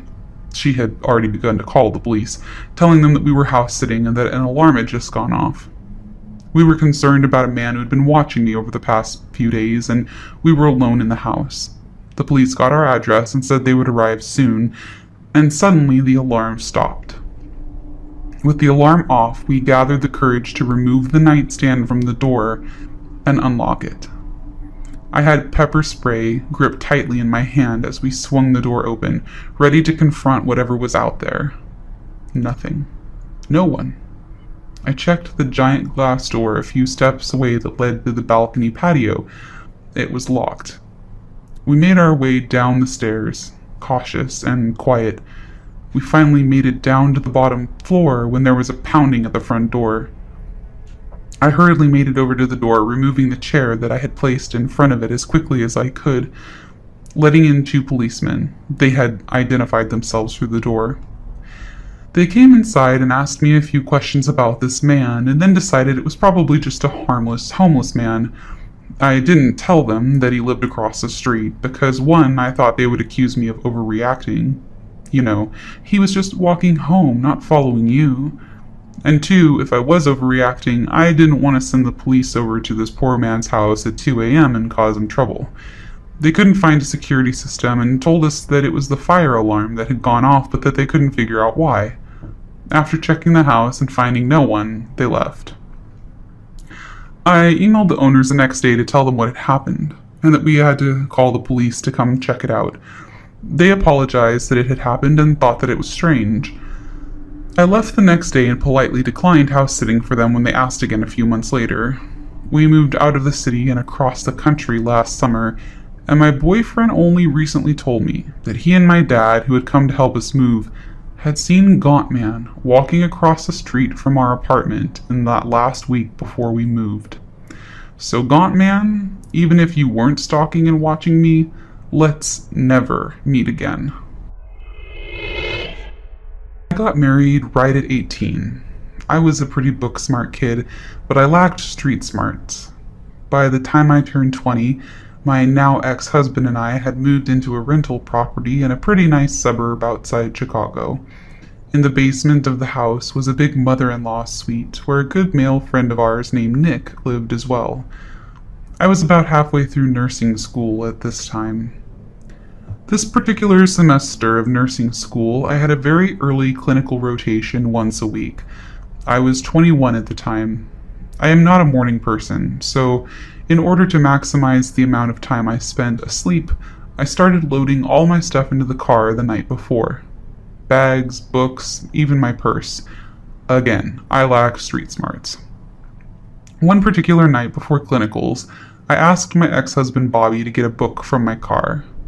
Bob does, but forgets to lock the door. The next morning, when I go to my car, I note that my purse is gone. I ended up filing a police report. I was most concerned because I had just gotten this new job as a nurse's aide at the hospital, and I had my social security card still sitting in my wallet. Strike 3 for street smarts. Almost immediately after the theft, strange things began to happen. We started getting ding-dong ditches at all hours of the night, which if you're not familiar just means someone rings your doorbell and runs. Someone vandalized mine, Nick's, and Bob's car with strange graffiti, like hangmen and Nazi swastikas. Our house got egged. Nick's tires were slashed. At first, we chalked it up to neighborhood pranksters, but when we started having damages that cost some decent money, we called the police.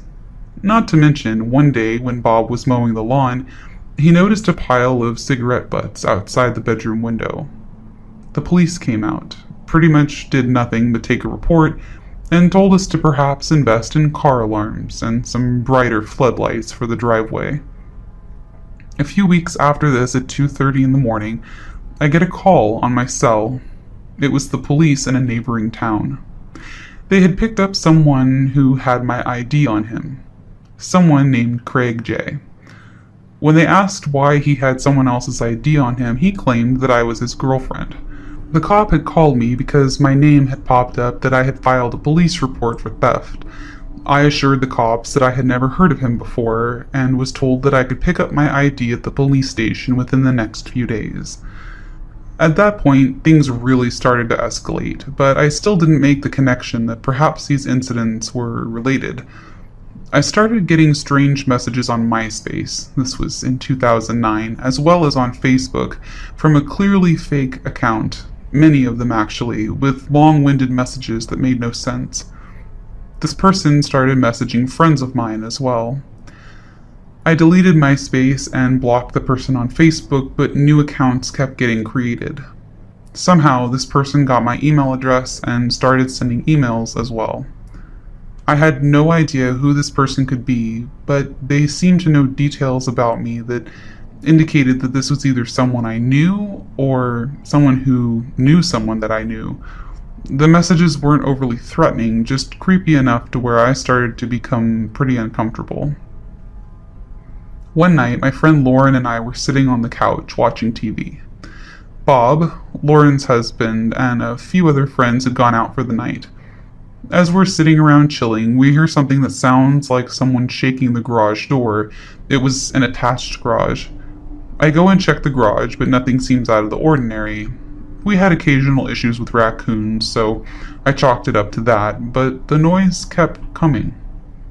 Lauren and I started to get freaked out at this point. Now, understand the layout of the house. It was a modern-style ranch house with no upstairs. The garage sounds moved now to the kitchen window. A distinct sound of someone knocking or scratching hard on the windows came. We call our husbands, who did not answer. At this point, we debated calling the police. What if it was just an animal or tree branches? We didn't want to seem stupid. As we debate, I see Lauren's face go sheet white and look past me. I spin around and I can see the fortunately locked handle to the front door wiggling. We were seated near the kitchen. We jump up, and Lauren grabs a knife from the butcher block on the counter, and I grabbed a small hammer from the junk drawer. We book it to the back of the house where the bedrooms are, cell phone in hand, and lock ourselves in one of the bedrooms and call the police. The dispatcher tells us to stay on the line, move furniture in front of the door if possible, and that the police were on their way. We shoved a dresser in front of the door, knife and hammer in hand. We agreed that if this fucker was going to come in, he might be bigger or stronger than us, but he was not going down without a fight. We planned that if he got here and in before the cops did, I would go for the head with the hammer, and she would go for the gut with the knife. Cops show up, banging on the front door, shouting, "Police, open up." We can see the red and blue lights through the window. We leave the room, let the cops in, and they find no signs of anyone present or any evidence that anyone had tried to break in. They took a report, and in the meantime, our husbands finally called us back. They came home and the cops left. Flash forward a few months. A very close friend of ours, Sean, was renovating his apartment and needed a place to crash along with his girlfriend. Bob and I decided he could stay in the third bedroom in our house since nobody used it. The first night that Sean stayed with us, we were awoken at 2 o'clock in the morning by Sean screaming at someone at the top of his lungs. Bob and I jump out of bed and rush into the hall and into Sean's room. Sean and his girl are wide awake, lights on, looking totally freaked out. The screen is sliced and flopping in the wind. Sean told us he woke up to someone using what he thought was a knife on the screen, and this person had started climbing in through the window. We called the cops again. They came out again and took another statement. Sean describes the guy as best he could. A white male, young-looking, semi-shaved head with what looked like darker hair. Cops test for fingerprints, come back as a match for Craig J. Turns out I knew who he was, vaguely. He was a year younger than me and we had gone to the same high school, but I couldn't remember having any significant interactions with him.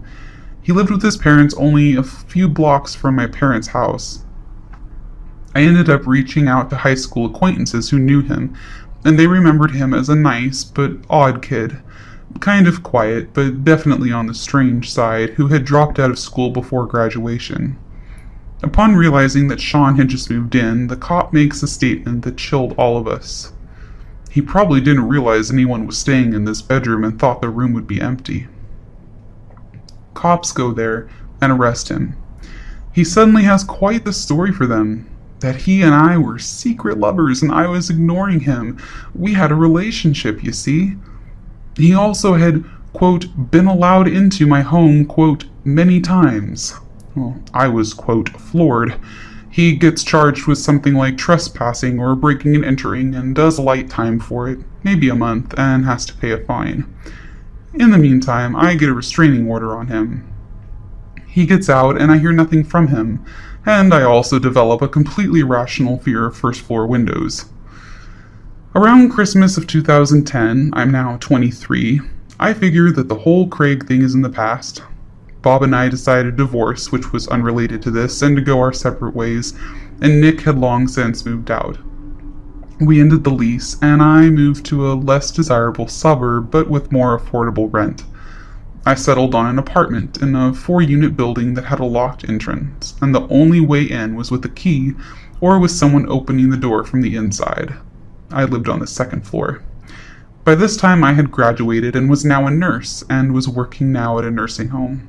Around spring or summer of 2011, it started up again, with calls coming through to me at work, only to have somebody hang up. Letters suddenly appeared in the staff-only mailbox, mailed to me with no return address. The strange emails started up again from random accounts. The messages were never overly threatening, but they were long, way too frequent, way too out there. He spoke to me as if we were long-lost friends and had some sort of connection. I don't think he ever threatened to hurt me, although the cutting into the house with the knife thing, I don't know what was going through his mind if it wasn't to hurt me. What I kind of seemed to piece together over the years from all his rambling is that he had some sort of crush on me when I was younger, although I never remember even speaking to him during high school. And him happening to rob my car was some sort of sign from the universe, or something that we were meant to be together. I called the cops, and they basically tell me that because there haven't been any threats, and other than an order of protection or a cease and desist, there's not much they can do except watch and wait. Great. This goes on for a while, and finally one night, I wake up at 2 o'clock in the morning to the doorbell ringing. I'm instantly in a panic. I look out the window, and there, illuminated in the floodlight, is Craig. I burst out crying. In my half-awake state, I run across the hall and start banging on my neighbor's door. He was an older divorced guy who lived alone. He goes downstairs and confronts Craig and tells him the cops have been called, and I actually call the cops, and he takes off. I file a report, and they claim that they'll talk to him, but this only makes things worse. Friends I have on Facebook now start getting random messages from Craig, asking about me, telling them that he has important information for me. Other times, he alternates, saying that I owe him money and that I have a debt I need to pay off. My friends block him as he goes along, making new accounts. Meanwhile, my younger sister is living in the city with a few friends. He somehow finds out where she lives and drives to her apartment and confronts her while she has people over. She freaks out and they kick him out. She calls the cops, who basically again state that he didn't commit a crime, but they offer her a restraining order. Right after this, another incident occurs. My younger cousin is a high school senior on the cross-country team. He shows up at my cousin's practice. My cousin has no clue who he is. He starts demanding information about me. The coach gets involved. Craig gets into a fight with the coach. The cops are called. He's banned from the school grounds, but that's it. He calls the nursing home administrator at my job, asking him to talk to me and that he has important information to tell me. The administrator, who was now well aware of the situation, told him not to come onto the property or he would have to arrest him for trespassing. At this point, I'm paranoid beyond measure. Then, just as quickly as it started, it faded off. It's now the summer of 2012, and the final chapter in this saga begins. I'm almost 25 now. A friend of mine named Stacy, and incidentally Sean's ex, moved in with me temporarily while she looked for a place. She was dating a new guy and spent quite a few nights at his place. One day I picked up a double shift, starting at 7 a.m. and ending at 11:30 p.m. Stacy texts me around 3:30 in the afternoon, stating that she won't be home that night and was going out with her new guy. So I arrive home almost at midnight. The first thing I notice is that the door is unlocked. Uneasy, but thinking perhaps Stacy had just forgotten to lock it, I casually peer inside. I pan my gaze to the kitchen and living room. I can't shake the feeling that I'm unsettled. Something wasn't sitting right. Due to all of these incidents, I always made sure that 1 or 2 lights were on, even when we weren't home. I was still not even fully in the door when I noticed that I was staring into a pitch-black apartment, and immediately my brain went into full panic, and I'm glad it did. Realistically, Stacy could have forgotten to leave a light on, but my instincts were in overdrive, sounding off 5-alarm fire alarm bells. My Puerto Rican neighbor who lived in one of the building's units was known for his weekend parties, and I could hear a party going on downstairs. I booked it downstairs and bust into the party and told him what happened. He looks at me like I'm crazy, but he agrees to come upstairs with me anyway. We get inside, he looks around, and we don't see anybody, and I'm starting to wonder if maybe I'm just nuts.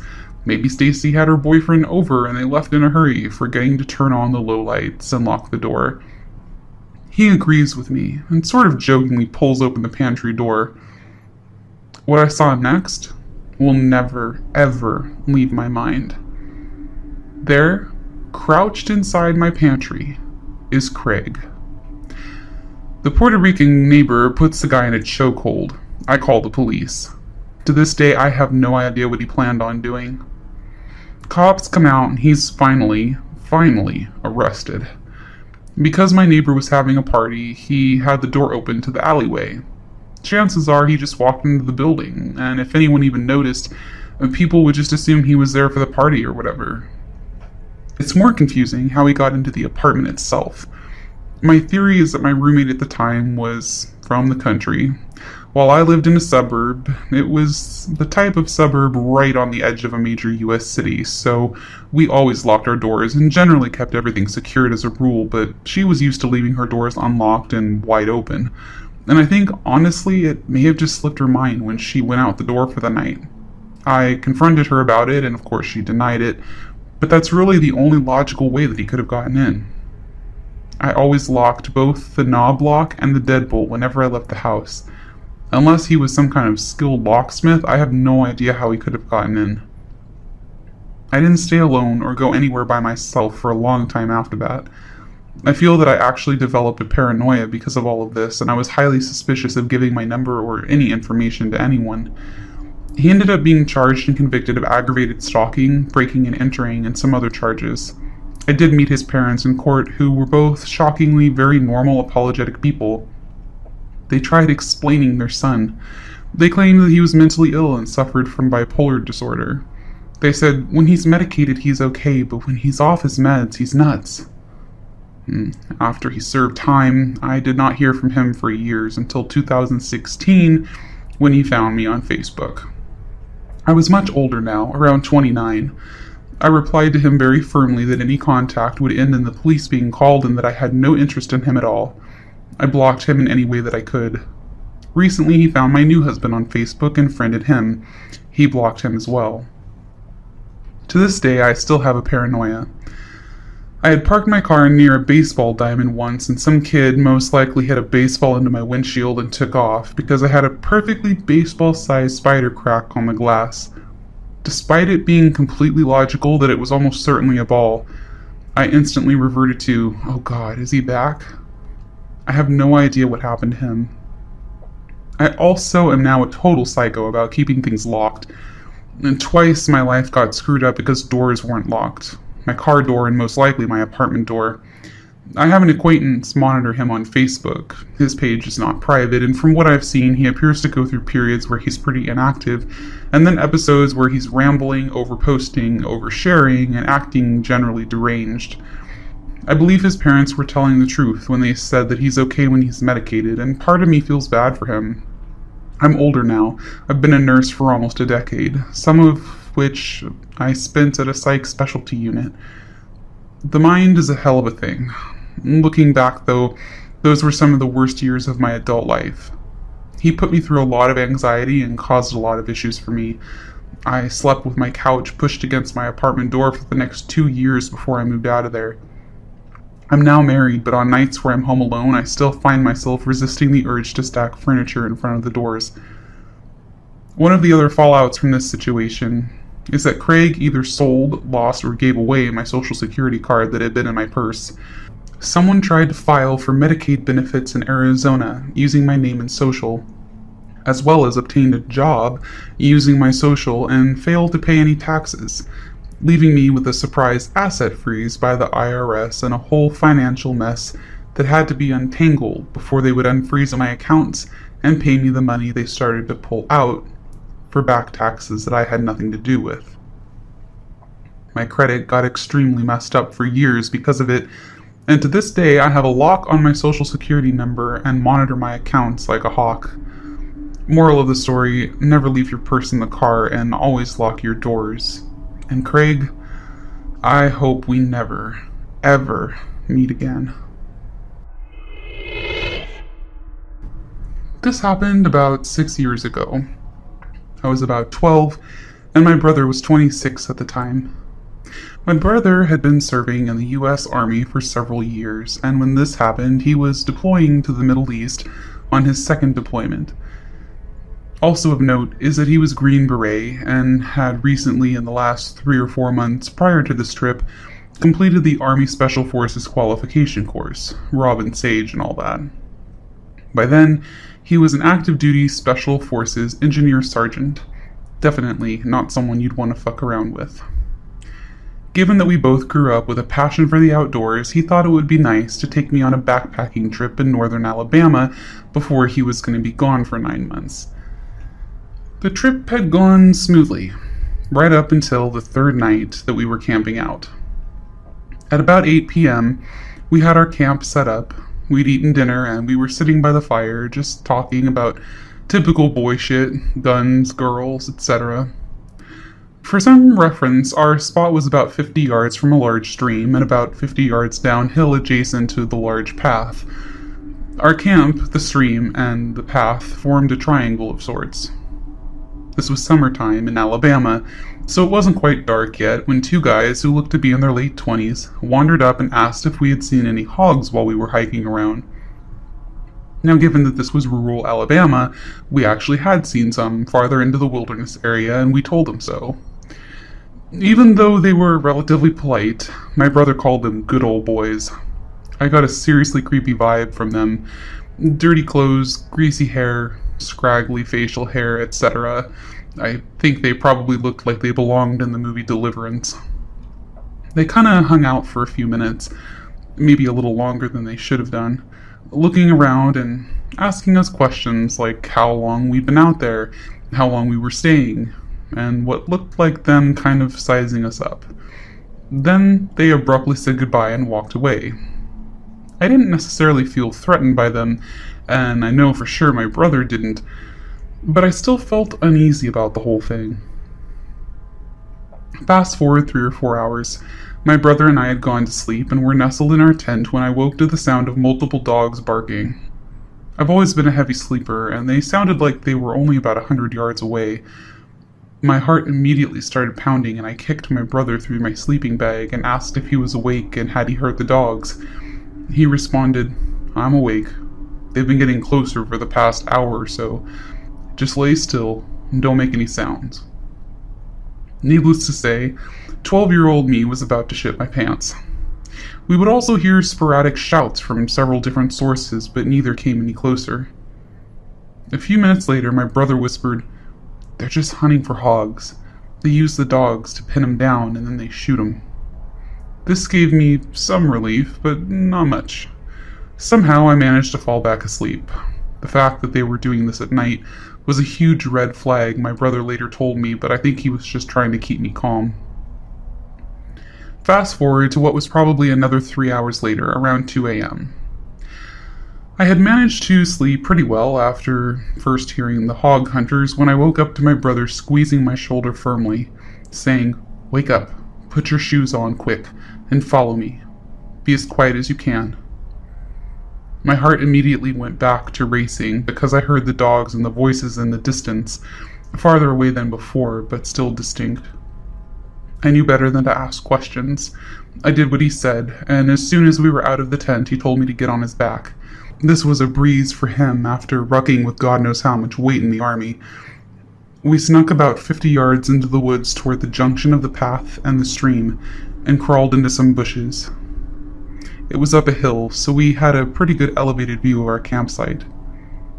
I remember as we were laying there how loudly I was breathing, and how quiet he was when I heard the very distinct sound of a pistol slide racking. I looked over, and my brother had his pistol and was watching the campsite and surrounding area. I started to whisper to him when he put his hand over my mouth and pointed at the campsite. The group of hunters had been steadily approaching our camp, and by this time had reached it. There were 5 of them and like 3 or 4 dogs. They all looked relatively young, but 2 had either rifles or shotguns, and the dogs were going crazy, obviously having smelled our scent. For those of you who are backpackers or campers, nobody who comes up on a random camp in the middle of the night with dogs and guns has good intentions. I knew this, my brother knew this, and I was scared shitless. I couldn't make out what they were saying, but my brother later told me that they were talking about us, although he hadn't heard any specifics. They lingered for about 20 minutes, shining flashlights around and talking to themselves, when my brother put his mouth to my ear. He said, "If they come towards us, I want you to turn and run as fast as you can. Don't stop, don't look back, stay off the trail, and look for the flashing lights." I didn't know what he meant by this, but that'll come later. I knew I could make it back because he had taught me land navigation pretty well. He then handed me a flashlight and told me not to take the red filter off. He told me later that the red filter helps preserve night vision and cuts down ambient light so that it would be harder for someone to see me from a distance, but at this point I was so scared that I almost started crying, but at the same time I had a rush of adrenaline and what I think now was confidence that he had taught me that I could handle myself. We laid there for a while longer. Then, out of nowhere, they all started screaming, "Where y'all at?" and firing into the woods at random. My brother dragged me back behind the crest of the hill and threw himself on top of me. Thankfully, our position on top of the hill was protected from any gunfire. They shot maybe 5 or 6 more times and then started walking back the direction they had come from.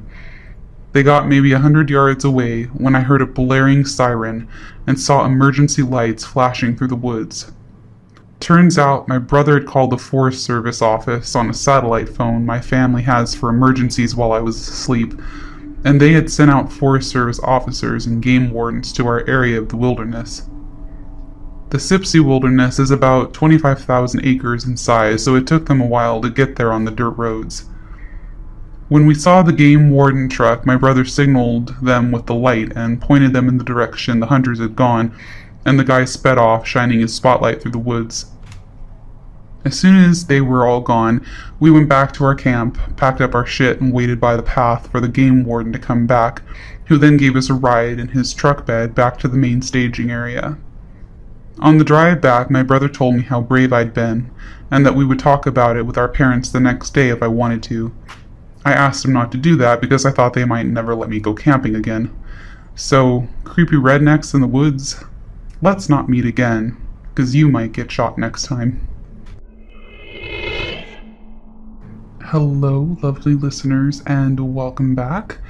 This concludes part 2 of this epic Let's Not Meet extravaganza. I actually thought that there were only 2 parts, but it turns out, as I mentioned in the community post, that there are 3 parts. I had recorded 36 stories, and a lot of them were pretty long. And in Premiere Pro, which is the editing software that I use, you have these things called sequences, which are basically like tabs in a browser. And I had recorded when I realized I needed to break them up because that entire thing wouldn't export in a reasonable amount of time, if at all. I had broken them up into sequences and I thought I only had 2. And then I went through and I was like, wait, that doesn't seem like enough stories. Like, I did more than that. So I looked and I was like, oh no, there were actually 3. So I just got carried away, guys. I don't know what happened. I just started recording them and kept going down my spreadsheet, and then I was like, how many do I have? But I probably could have just kept some so there weren't 3 Let's Not Meet videos in a row, but I don't think anyone's complaining. Everybody seems to like them, so that's fine. But yeah, anyway, we'll probably do another premiere tomorrow, like I mentioned. I may retitle it instead of part 3, just because it might look weird to people who weren't around when this whole thing was going on. I might just put a different title. I think I have 6 left or something. So I'll probably just call it 6 epic Let's Not Meet stories or something, because they're all long. So yeah, anyway, but we'll have a premiere tomorrow night to do that, and then Dracula is coming up, which I will have to edit and release in parts, probably a few chapters at a time, because obviously that's a 6.5 hour, 6-hour book, which I'm not sitting around for that export if it even works. So those will all come consecutively, but probably a day or so apart. I have them broken up into sections, and then I'm just going to edit and release them as they come about. So I can't go as crazy with the sound effects and stuff on the longer ones, because all of that adds to the export time and is more for the computer to handle. So it'll probably just be rain sounds or something in the background, and then squeaky doors and stuff like that when they come up. So, but that has been a lot of fun to do. I'll have a couple of polls this week. One will be regarding the next classic novel you want me to read on the channel, and then the poll after that will be whether or not you guys want to hear my Let's Not Meet and paranormal stories, because I have enough to fill a video for each. So if you want to hear those, I would be happy to tell them. So I will post those. I hope I don't drive you guys crazy with the community tab, but I'm just so excited. I have an art channel, for those of you who don't know. I'll put the link somewhere if you want to go check it out. But I have been dying for a community tab on that for 3 years because it's so difficult to update people on YouTube without it. So now when I got the community tab for this channel, I just sort of went wild with it. It's so nice to just be able to jump on and update people. So anyway, enough babbling. I just wanted to let you guys know what was happening with this 3-part nonsense that's been going on. And also, if you hear any thumping or music in the background of some of these recordings, we had a neighbor who was having a party, and I was not about to wait until that was over with to record, so it might be there, but hopefully the sound reduction, noise reduction filter took care of most of it. So anyway, I hope you guys are all doing well, and I hope you enjoyed these stories, and I will be back with some paranormal stuff after this, because I have a lot of it in the wings, and some creepypastas and original stuff too. So I will see you guys in the next one. Bye for now.